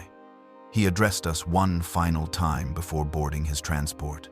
I leave Metalica IX with regret, but without shame. We served faithfully. We endured as long as endurance was possible. What remains now is the final duty: ensuring our legacy is properly recorded, our machinery properly decommissioned, our remaining population treated with dignity as circumstances permit. To those who choose to remain for this final duty, you have my gratitude and respect. May the Omnissiah grant you strength for what comes." He boarded the transport and departed. The being who had ruled this Forge world for 9 centuries left without ceremony beyond those brief words. I watched the transport ascend through the toxic atmosphere, watched it dock with the cruiser waiting in orbit, watched the cruiser translate into the warp and disappear. Metalica IX was now truly orphaned. No fabricator locum, no high magi beyond the handful who had chosen to remain. No connection to Mars beyond periodic check-ins from ships passing through the system. We were administrators managing a shutdown, caretakers of a corpse. I assumed de facto leadership of the remaining tech priests through simple persistence. Others looked to me for guidance because I had been here longest, knew the systems most thoroughly, and maintained function when others struggled with the psychological weight of our situation. We established protocols for the remaining population. Essential services would be maintained in designated zones. Agriculture facilities would continue operating to provide food. Water reclamation systems would remain active. Power generation would continue at minimal levels. Everything else was shut down to conserve resources for the long decline ahead. The 1-year anniversary of the decommissioning decree arrived. Metalica IX was officially removed from Imperial production records. Our Forge World designation was stricken. We became simply Metalica IX, former Forge World. Status: decommissioned. A footnote in administratum records. A world that had once supplied entire crusade fleets, now reduced to administrative notation. I stood in the chamber of optimal function, now empty except for myself and 3 other tech priests who had remained. We performed the final rites of decommissioning, the ceremony reserved for Forge worlds that had completed their service.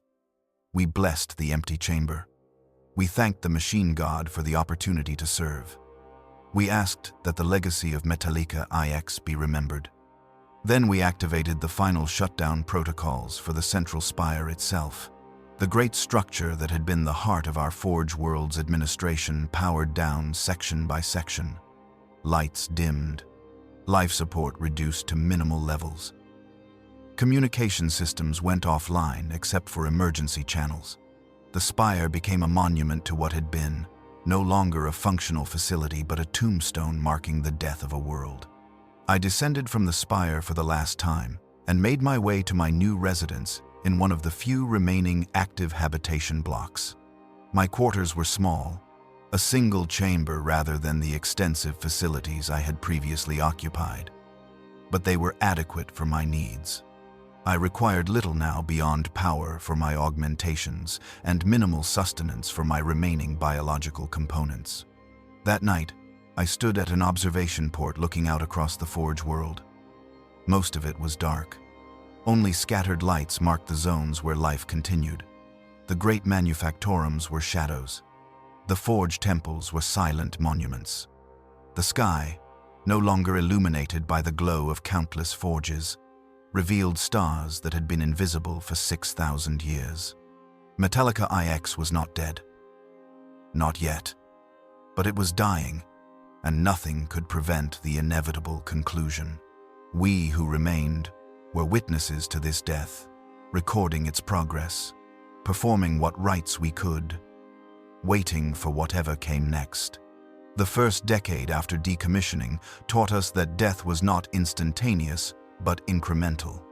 Metalica IX did not end in a moment of catastrophic failure, but in countless small surrenders, each one barely noticeable until accumulated over years. The population stabilized at approximately 6.8 billion souls. Those who remained had made conscious choices to stay, or had simply lacked the resources to leave. They adapted to new realities with surprising resilience. When the Mechanicus hierarchy dissolved, other structures emerged to fill the void. The most organized were the salvage guilds. These groups, formed from former tech adepts and skilled workers, claimed territories within the abandoned manufactorums and began systematic dismantlement. They stripped valuable components from idle machinery, cataloged them according to half-remembered protocols, and stored them in secure warehouses. Trade networks developed. A functional plasma coil might be exchanged for 3 months of food rations. A cogitator core could purchase water reclamation services for an entire hab block. I observed this development with mixed assessment. The guilds operated with efficiency that would have pleased the Mechanicus. They maintained some semblance of technical knowledge, teaching apprentices the proper methods of component removal and preservation. But they had no higher purpose beyond survival and profit. Sacred machinery was reduced to mere commodity. Its spiritual significance, forgotten by those who had never truly understood it. One guild leader, a former tech adept who now called himself Salvage Master Varric, approached me in the 3rd year. He found me in Archive Complex Theta, where I had established my primary residence. The complex remained powered, its environmental systems functional, its data stacks intact. I had made it my mission to preserve what knowledge remained, even if no one came to claim it. Magos. Varric greeted me with outdated formality. Few still used Mechanicus titles. My guild operates in Sector 47. We've encountered machinery we cannot safely dismantle. Old plasma reactors with containment fields that remain active. We request your expertise. You wish me to help you strip sacred technology for profit. I wish you to prevent my workers from dying of radiation poisoning when they attempt to do it without proper knowledge. The machinery will be salvaged regardless. Better it be done safely. His logic was sound. I accompanied him to Sector 47, to a manufactorum I had not visited in over a century. The facility had produced power cells for Imperial Guard equipment. Now it was a hollow shell, most equipment already removed, but the primary reactor remained active in emergency standby mode. The reactor was an old pattern, possibly pre-heresy in origin. Its machine spirit, if such existed, had been dormant for years, but the containment fields remained stable. I performed diagnostic communion, interfacing with systems that responded sluggishly, their programming degraded but functional. The reactor can be safely deactivated, I informed Varric, but the process requires specific shutdown protocols. Improper deactivation will cause containment failure and release lethal radiation across approximately 3 square kilometers. Then you will perform the shutdown? I will. But I require something in exchange. Your guild will establish a preservation protocol. 10% of all components you salvage will be delivered to Archive Complex Theta for proper cataloging and storage. This knowledge must be preserved.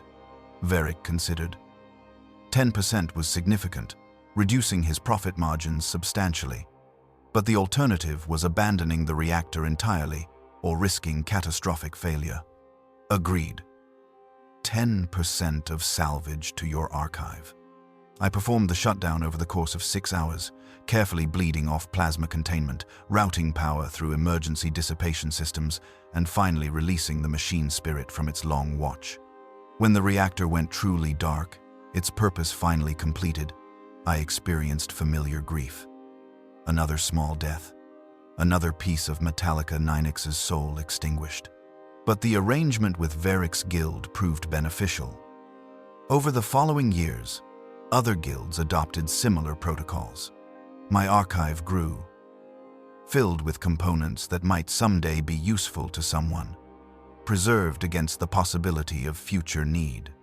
I maintained detailed records of every item, its origin, its specifications, its condition. If Metalica IX left any legacy beyond ruins, it would be this: knowledge, preserved in the darkness, waiting for light. The environmental systems began failing in the 7th year. This was inevitable. The Forge World's atmosphere had always been toxic, maintained at breathable levels only through constant processing. As power generation declined and maintenance became sporadic, the processes worked less efficiently. Carbon dioxide levels increased. Particulate counts rose. Zones that had been marginally habitable became actively dangerous. The population contracted further, concentrating in regions where life support remained functional. Approximately 3 billion souls now, down from the 6.8 billion who had survived the initial exodus. The others had died from environmental failure, disease, violence, or simple despair. Bodies were processed according to available capability. Some were converted to nutrient paste through reclamation systems. Others were simply sealed in abandoned sections, left to decompose slowly in the toxic atmosphere. I modified my own systems to cope with the deteriorating environment. I enhanced my respiratory filters, increased my radiation shielding, and reduced my biological component dependence. But even with augmentations, I felt the strain. My remaining organic systems struggled. Age and environmental stress degraded components faster than I could repair them. In the 9th year, I encountered something I had not expected. Children. A small community had established itself in Habitation Block Omega-7, where environmental systems still functioned adequately. They were descendants of workers who had remained, born after the decommissioning into a world that had never known proper operation. These children had no memory of Metalica IX's glory. To them, this was simply the world as it had always been. Dark, dangerous, and dying. They learned survival skills from their parents. They learned to identify safe zones versus toxic zones. They learned which machinery to avoid and which could be approached safely. But they learned nothing of the Forge World's history. Nothing of its purpose. Nothing of what it had meant. I began teaching them. Not systematically, not with proper curriculum, but in moments when opportunity permitted. A child exploring near the archive would receive explanation of what the facility had contained. A group scavenging for parts would learn the proper names of components and their original functions. Slowly, incrementally, I attempted to pass knowledge to a generation that had no framework for understanding it. One child, a girl of perhaps 8 years designated Mira, showed particular interest. She would visit the archive regularly, asking questions about the machinery, the history, the purpose of things. Her curiosity reminded me of myself centuries ago, before augmentation and indoctrination had reshaped my consciousness. "Magos," she asked one day, struggling with the formal address her parents had taught her. "Why did the forges stop? Why did everyone leave?" "The world ran out of resources," I explained. "The materials we needed to produce machinery became too difficult to obtain. Production became impossible. Without production, the Forge World had no purpose. But people still live here. Doesn't that give it purpose?" The question struck me with unexpected force. From the Mechanicus perspective, a Forge World without production was indeed purposeless. But to those who remained, who survived and adapted, who built communities in the ruins, perhaps purpose could be found in simple existence rather than industrial output. "Perhaps," I replied. "Perhaps purpose is more flexible than I believed." The mutations began appearing in the 12th year. This was also inevitable. Radiation exposure, chemical contamination, and genetic damage accumulated across generations. Children were born with deformities. Adults developed cancers and organ failures. The population, lacking proper medical facilities and gene screening protocols, was deteriorating biologically. Some mutations were minor. Extra digits, discolored skin, non-functional vestigial limbs. Others were severe. Cognitive impairment, systemic organ failure, growths that consumed the body from within. The mutants were not rejected by their communities. Resources were too scarce to waste any capable worker. They labored alongside the unmodified until their conditions became debilitating. Then they died and were recycled like everyone else. I attempted to provide medical assistance when possible. My knowledge of human biology was extensive, accumulated across centuries of working with augmented and unaugmented personnel. I could diagnose conditions, recommend treatments, and occasionally perform surgical interventions. But I lacked proper facilities and materials. I could identify a cancer, but not cure it. I could explain a genetic disorder, but not prevent it.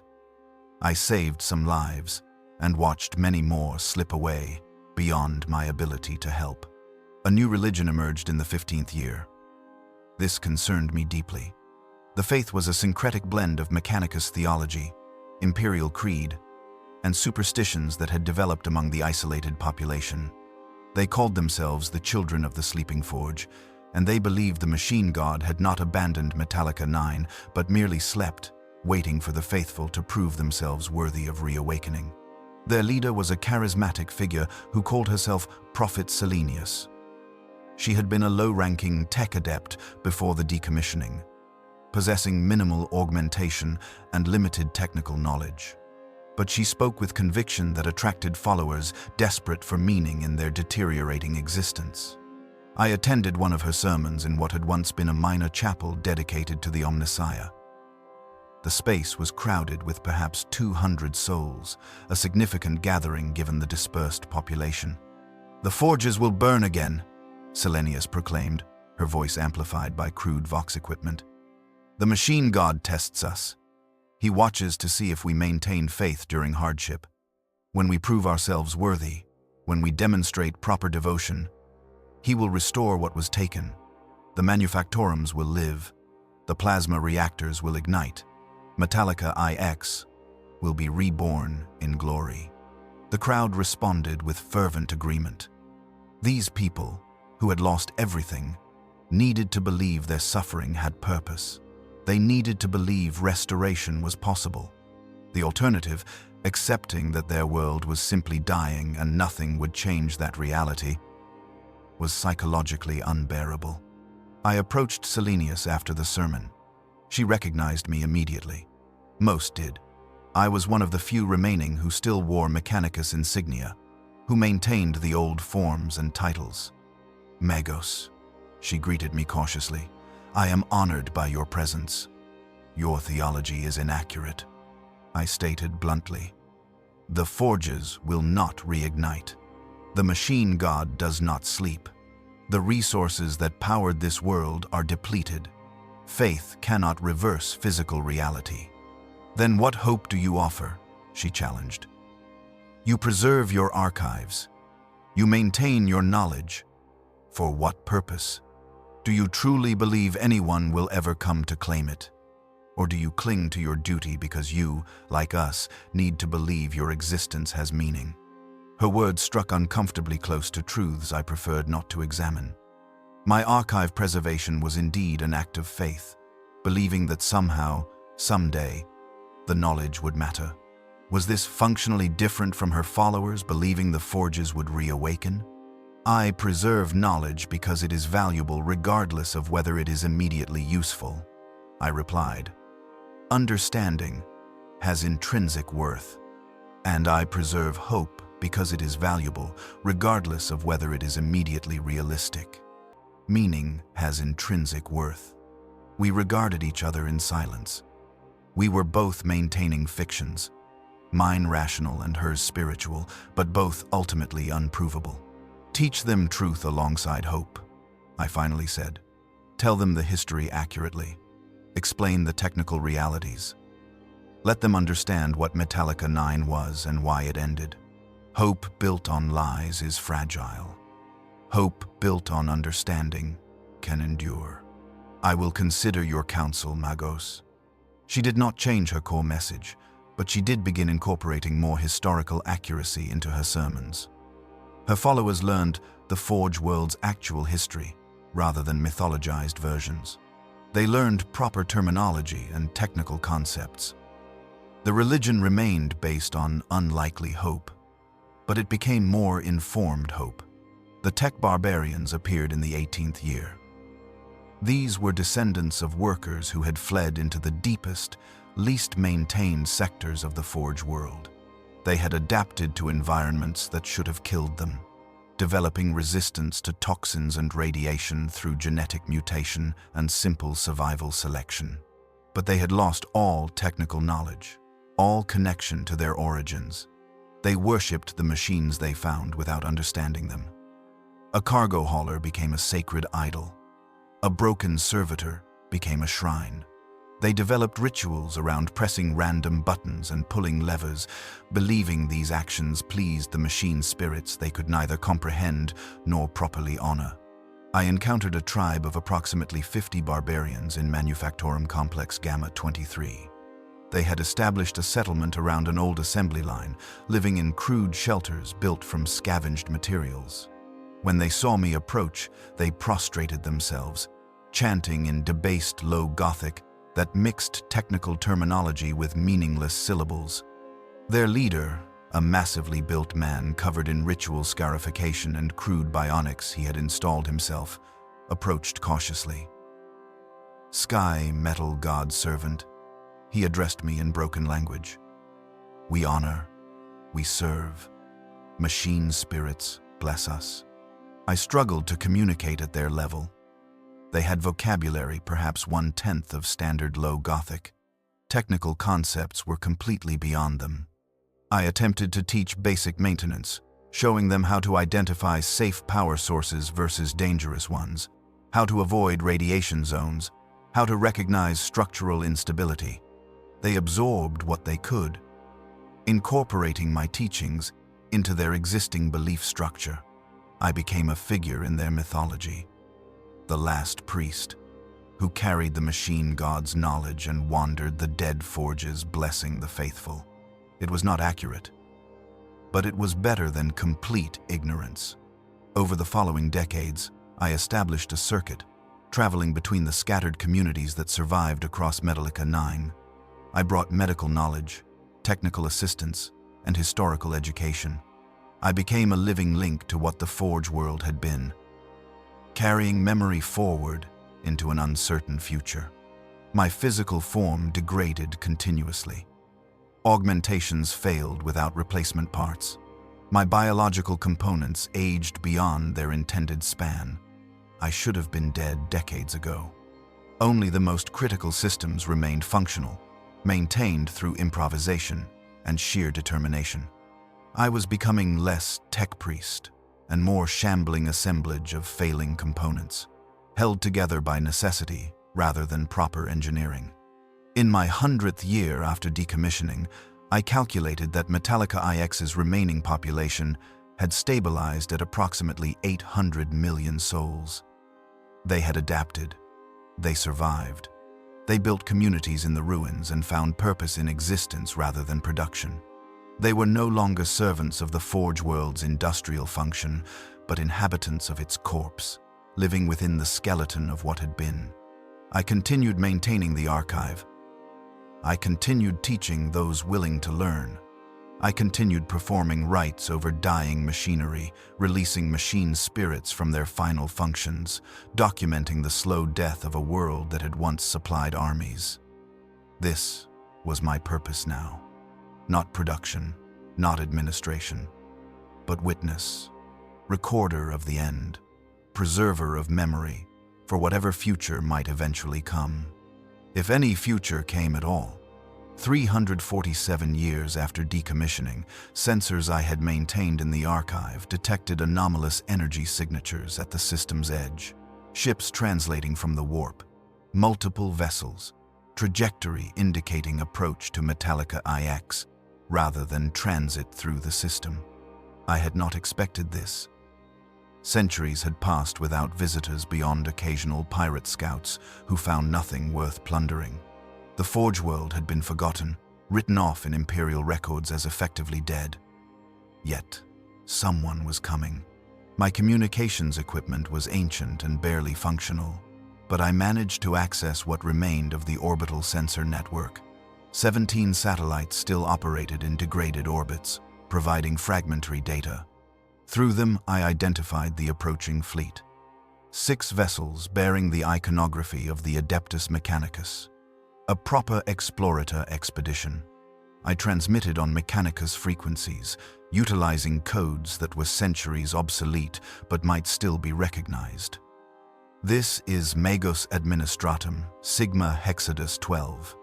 Remaining authority on Metalica IX. Identify yourselves and state your purpose. The response came after a 7-minute delay, the time required for signal transit and processing. Magos Sigma-Hexadus-Twelve. This is Magos Explorator Vetus Gamma 9 commanding Mechanicus Expeditionary Fleet 73. We are investigating this system under mandate from Mars. Your transmission is acknowledged. Clarify your status. Records indicate Metalica IX was decommissioned 3 centuries ago, with complete evacuation of Mechanicus personnel. Records are incomplete. I remain to oversee final decommissioning protocols and maintain critical archives. I have continued these duties for 347 years. End quote. Another pause. Longer this time. When the response came, the Magos's tone had shifted from bureaucratic to something approaching surprise. You have remained functional for over 3 centuries without resupply or maintenance support. Functionality is relative. I maintain minimal operations sufficient for my designated duties. Impressive. We will achieve orbital position in 17 hours. Prepare for delegation arrival. I had 17 hours to prepare for visitors who would find something very different from the Forge world that had been decommissioned centuries ago. I made my way through the archive, reviewing systems and attempting repairs where possible. Most of the facility still functioned, though at degraded capacity. The data stacks remained intact. The cogitator cores were operational. The knowledge I had preserved was accessible, but I was barely functional.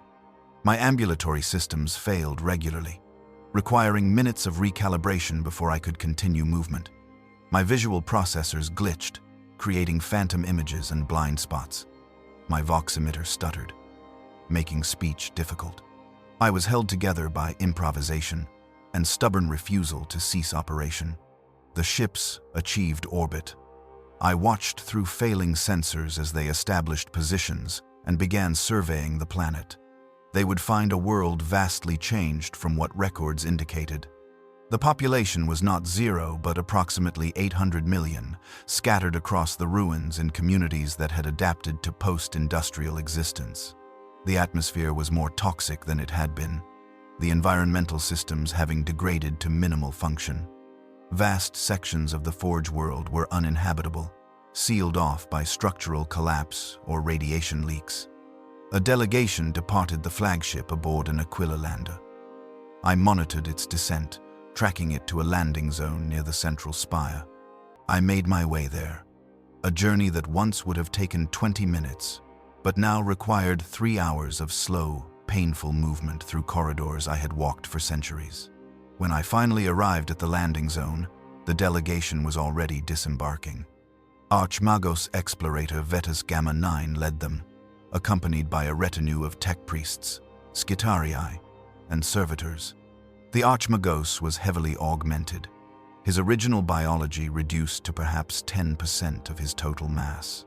He moved with the smooth precision of well-maintained machinery, a stark contrast to my own degraded systems. He stopped when he saw me approaching.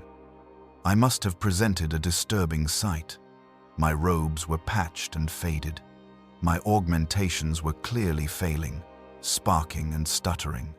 My chassis was corroded and damaged. I looked less like a Magos of the Adeptus Mechanicus and more like a derelict servitor that had somehow remained mobile. Magos Sigma-Hexadus-Twelve. The Magos, transmitted via directed data pulse. Confirmed, I replied, my voximeter crackling. Welcome to Metalica IX. I apologize for the condition of facilities. Maintenance has been challenging. The Magos approached cautiously, his optical sensors analyzing my condition with visible concern. How are you still functional? Your chassis shows damage consistent with centuries of unrepaired degradation.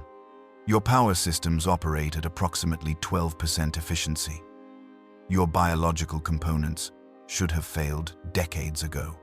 I have been resourceful and stubborn. Evidently, he gestured to his retinue. We are here investigating reports of unusual energy signatures emanating from this system. Long-range augury detected patterns suggesting possible STC activity or unknown technology. What can you tell us about this? STC activity. Standard template construct technology, the holy grail of the Mechanicus. The possibility of discovering STC fragments drove explorator fleets across the galaxy. But there was no STC activity on Metalica IX that I knew of. I am aware of no such activity, I replied. However, my sensor capabilities are severely limited. There are vast sections of the Forge world I have not accessed in decades. It is possible something developed without my knowledge. We will conduct comprehensive surveys. In the interim, I request access to your archives. Any data preserved from Metalica IX's operational period would be valuable. The archives are intact. I have maintained them throughout the decommissioning period. Follow me. I led the delegation to Archive Complex Theta, moving at my degraded pace while they adjusted their speed to match mine. The journey took over an hour. During this time, we passed through sections of the Forge world that had been abandoned for centuries. The Archmagos and his tech priests examined everything with intense interest, recording and analyzing, exclaiming over machinery and architecture that I had long since ceased to notice. When we finally reached the archive, I activated the main doors and led them inside. The facility's environmental systems engaged, providing cleaner air and better lighting. The delegation spread out, examining the data stacks and preserved components with evident excitement. "This is extraordinary," the Archmagos transmitted. "You have preserved technical data that we believed was lost. Production specifications for weapon systems no longer in common use. Research notes from Magi who died millennia ago, STC fragments that are not recorded in the Mars archives. That was my purpose. To ensure Metalica IX's knowledge was not lost, even if the Forge world itself ceased operation." One of the younger tech priests in the delegation, a Magos Biologis designated Kappa 17, approached me directly. "Magos, your biological components are failing. You require immediate medical intervention. Our ships have full apothecarian facilities. We can provide treatment, replacement augmentations, full system restoration." The offer was generous and logical. My current condition was unsustainable. I was operating far beyond any reasonable operational lifespan. Proper maintenance would extend my function potentially for centuries more. But it would also mean leaving Metalica IX. "I appreciate the offer," I replied. "Your duties?" The Archmagos turned from his examination of the archives. "You have preserved the knowledge. You have maintained the archives against all reasonable expectation. What duties remain?" "The population.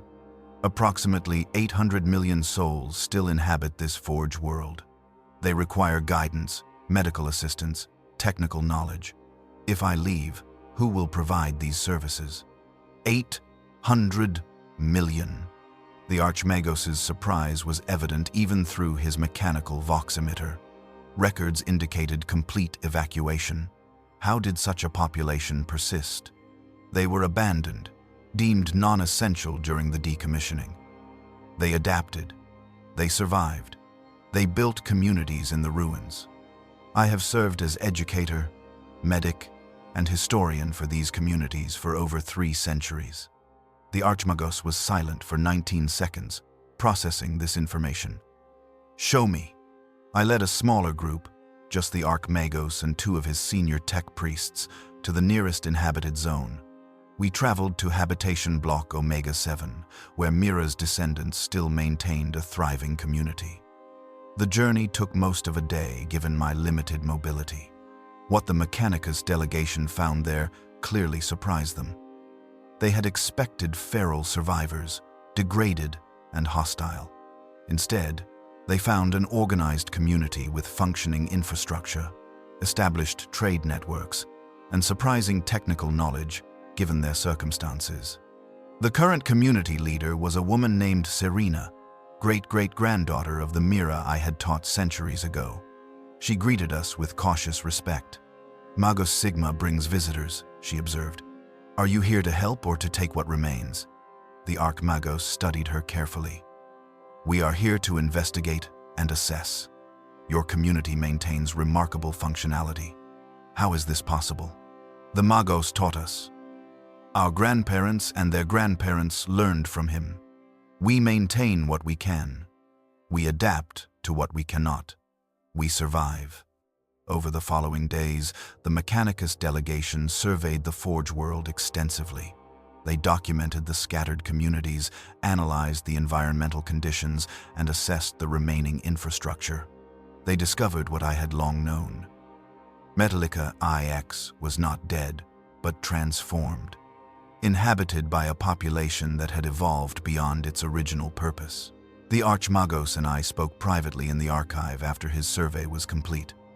"This situation is unprecedented," he stated. "A decommissioned Forge world with a substantial surviving population that maintains semi-functional infrastructure and preserved technical knowledge. Mars must be informed. Decisions must be made regarding this world's status." "What decisions?" "Whether to recommission Metalica IX in some capacity. The population represents significant human resources. The infrastructure, though degraded, could potentially be restored. The archives you preserved contain valuable data, but the cost would be enormous. Resources required to restore even basic functionality would be substantial. And if Mars decides restoration is not economical, then official status would likely remain unchanged. The world would be left as is, though your preservation of knowledge will certainly result in retrieval operations. The archives alone justify the expedition. If the archives are removed, my purpose truly ends." The Archmagos regarded me with his optical senses. "Magos Sigma-Hexadus-Twelve. You have demonstrated devotion beyond any reasonable expectation. You have fulfilled your duties magnificently. It is time to rest. Join our expedition. We will provide full restoration of your systems. You can continue serving the Omnissiah with renewed capability rather than degrading further until catastrophic failure." It was tempting. To be restored, to function properly again, rather than barely maintaining operation through improvisation. To serve among active Mechanicus forces, rather than struggling alone in the ruins. To finally, after 347 years, leave this dying world. But something held me. Perhaps attachment to the communities I had served. Perhaps stubborn refusal to abandon what I had protected for so long. Perhaps simple inability to imagine existence anywhere else, after so many centuries here. "I will consider your offer carefully," I replied. "But first, I request you perform a service. Survey the world thoroughly. Document the communities. Assess their conditions and needs. If Mars will not restore Metalica IX, at least ensure these people are not forgotten again. They deserve recognition of their survival and adaptation. This is reasonable. I will ensure comprehensive documentation." The Mechanicus expedition spent 3 months on Metalica IX. They surveyed every accessible zone. They interviewed community leaders. They analyzed technical capabilities and resource availability. They discovered the energy signatures that had drawn them here originated not from STC activity, but from several ancient plasma reactors that had remained in standby mode for centuries, their machine spirits maintaining minimal function long after their supposed deactivation. They also discovered something I had not known. In the deepest levels of manufactorum complex Theta-12, sealed by collapsed tunnels I could not navigate, they found a complete STC fragment. Not merely partial data or corrupted files, but a complete, intact template for a type of power generation system that had been lost since the dark age of technology. The discovery transformed everything. A complete STC fragment was worth more than the entire Forge world had produced in its 6,000-year operational history. Mars would absolutely send resources to secure it, to study it, to implement its designs. Metalica IX suddenly had value again. not for what it currently produced, but for what it contained. The Archmagos was euphoric in the mechanical manner of heavily augmented tech priests. This justifies the entire expedition 10,000 times over. Mars will be ecstatic. Full recovery operations will be authorized immediately.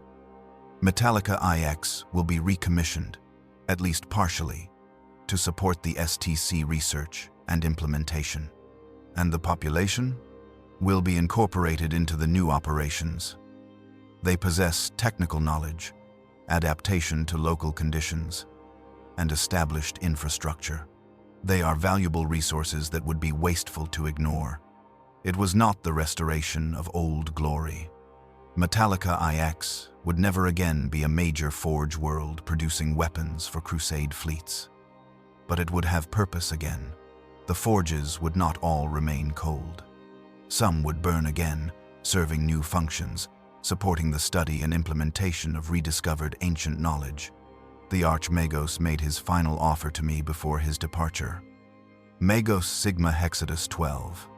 You have protected this world and its knowledge for 3.5 centuries. Your service is exemplary beyond measure. I offer you 3 options. First, join our expedition with full system restoration and assignment to any Forge world you choose.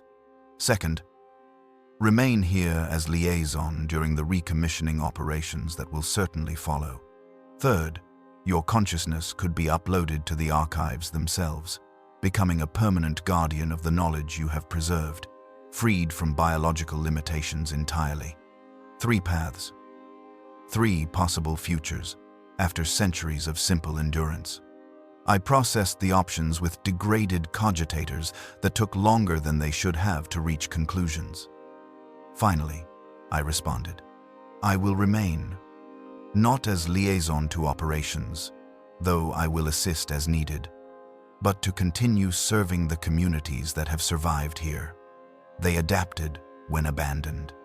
They deserve support during whatever transformation comes. And the knowledge I have preserved deserves a guardian who remembers why it matters. You choose to remain in failing chassis on a partially dead world when you could be restored and serve more efficiently elsewhere? Efficiency is not the only measure of worth. Sometimes continuity matters. Sometimes witness matters. I have been here through the decline and the death. I should be here for whatever rebirth occurs. The Archmagos made a gesture that might have been approval or merely acknowledgement. Your choice is recorded. Restoration operations will begin within 2 years. Expect supply ships, construction teams, and Mechanicus personnel. Metalica IX lives again, in diminished form perhaps, but lives nonetheless. The expedition departed, taking copies of the archive data, but leaving the original intact. They took the STC fragment, carefully extracted and transported with reverence appropriate to such a holy relic. They left behind monitoring equipment and communication systems, ending the centuries of isolation. I watched their ships translate into the warp, returning to Mars with news that would transform how the Imperium viewed this forgotten Forge world. Then, I returned to my duties. There were communities to visit, machines to maintain, knowledge to preserve and share. Metalica IX had not truly died. It had transformed, and I had transformed with it, from administrator of production to guardian of memory, from servant of quotas to teacher of survivors. My purpose had not ended when the forges went cold. It had simply evolved, finding new form in the ruins of the old. Perhaps that was the true lesson. Purpose was not determined solely by original function. When circumstances changed, when old purposes became impossible, new purposes could emerge. The machine god did not measure worth only in production output. Sometimes service meant preservation. Sometimes faith meant endurance. Sometimes duty meant simply refusing to abandon what others deemed worthless. I continued serving Metalica IX for another 73 years before my systems finally failed catastrophically. When the end came, I was teaching a class of young tech adepts, children born after the recommissioning had begun, explaining the proper rites for communing with machine spirits. My power core failed mid-sentence. My consciousness fragmented, and I knew no more. They preserved my remains in the archive I had maintained for over 4 centuries. My chassis, such as it was, became an exhibit. My cogitator cores were uploaded to the archive network, my knowledge and memories preserved in the data stacks I had protected. Whether anything of my consciousness survived this process, I cannot determine. Perhaps some fragment persists, aware of its existence in the manner of machine spirits. Perhaps I am simply gone, and these memories are merely data being accessed by the archive systems. It does not matter. The knowledge survived. The Forge world survived. Purpose was fulfilled. The Omnissiah measures worth not in permanence but in service rendered. I understand this now, as I could not during my centuries of operation. Metalica IX taught me that death is not failure when purpose is fulfilled, that endings can be dignified when memory is preserved. The forges burn again, though not as they once did. Production is modest, research-focused, supporting the study of the STC fragment I unknowingly guarded. The population thrives, no longer abandoned but incorporated into new purpose.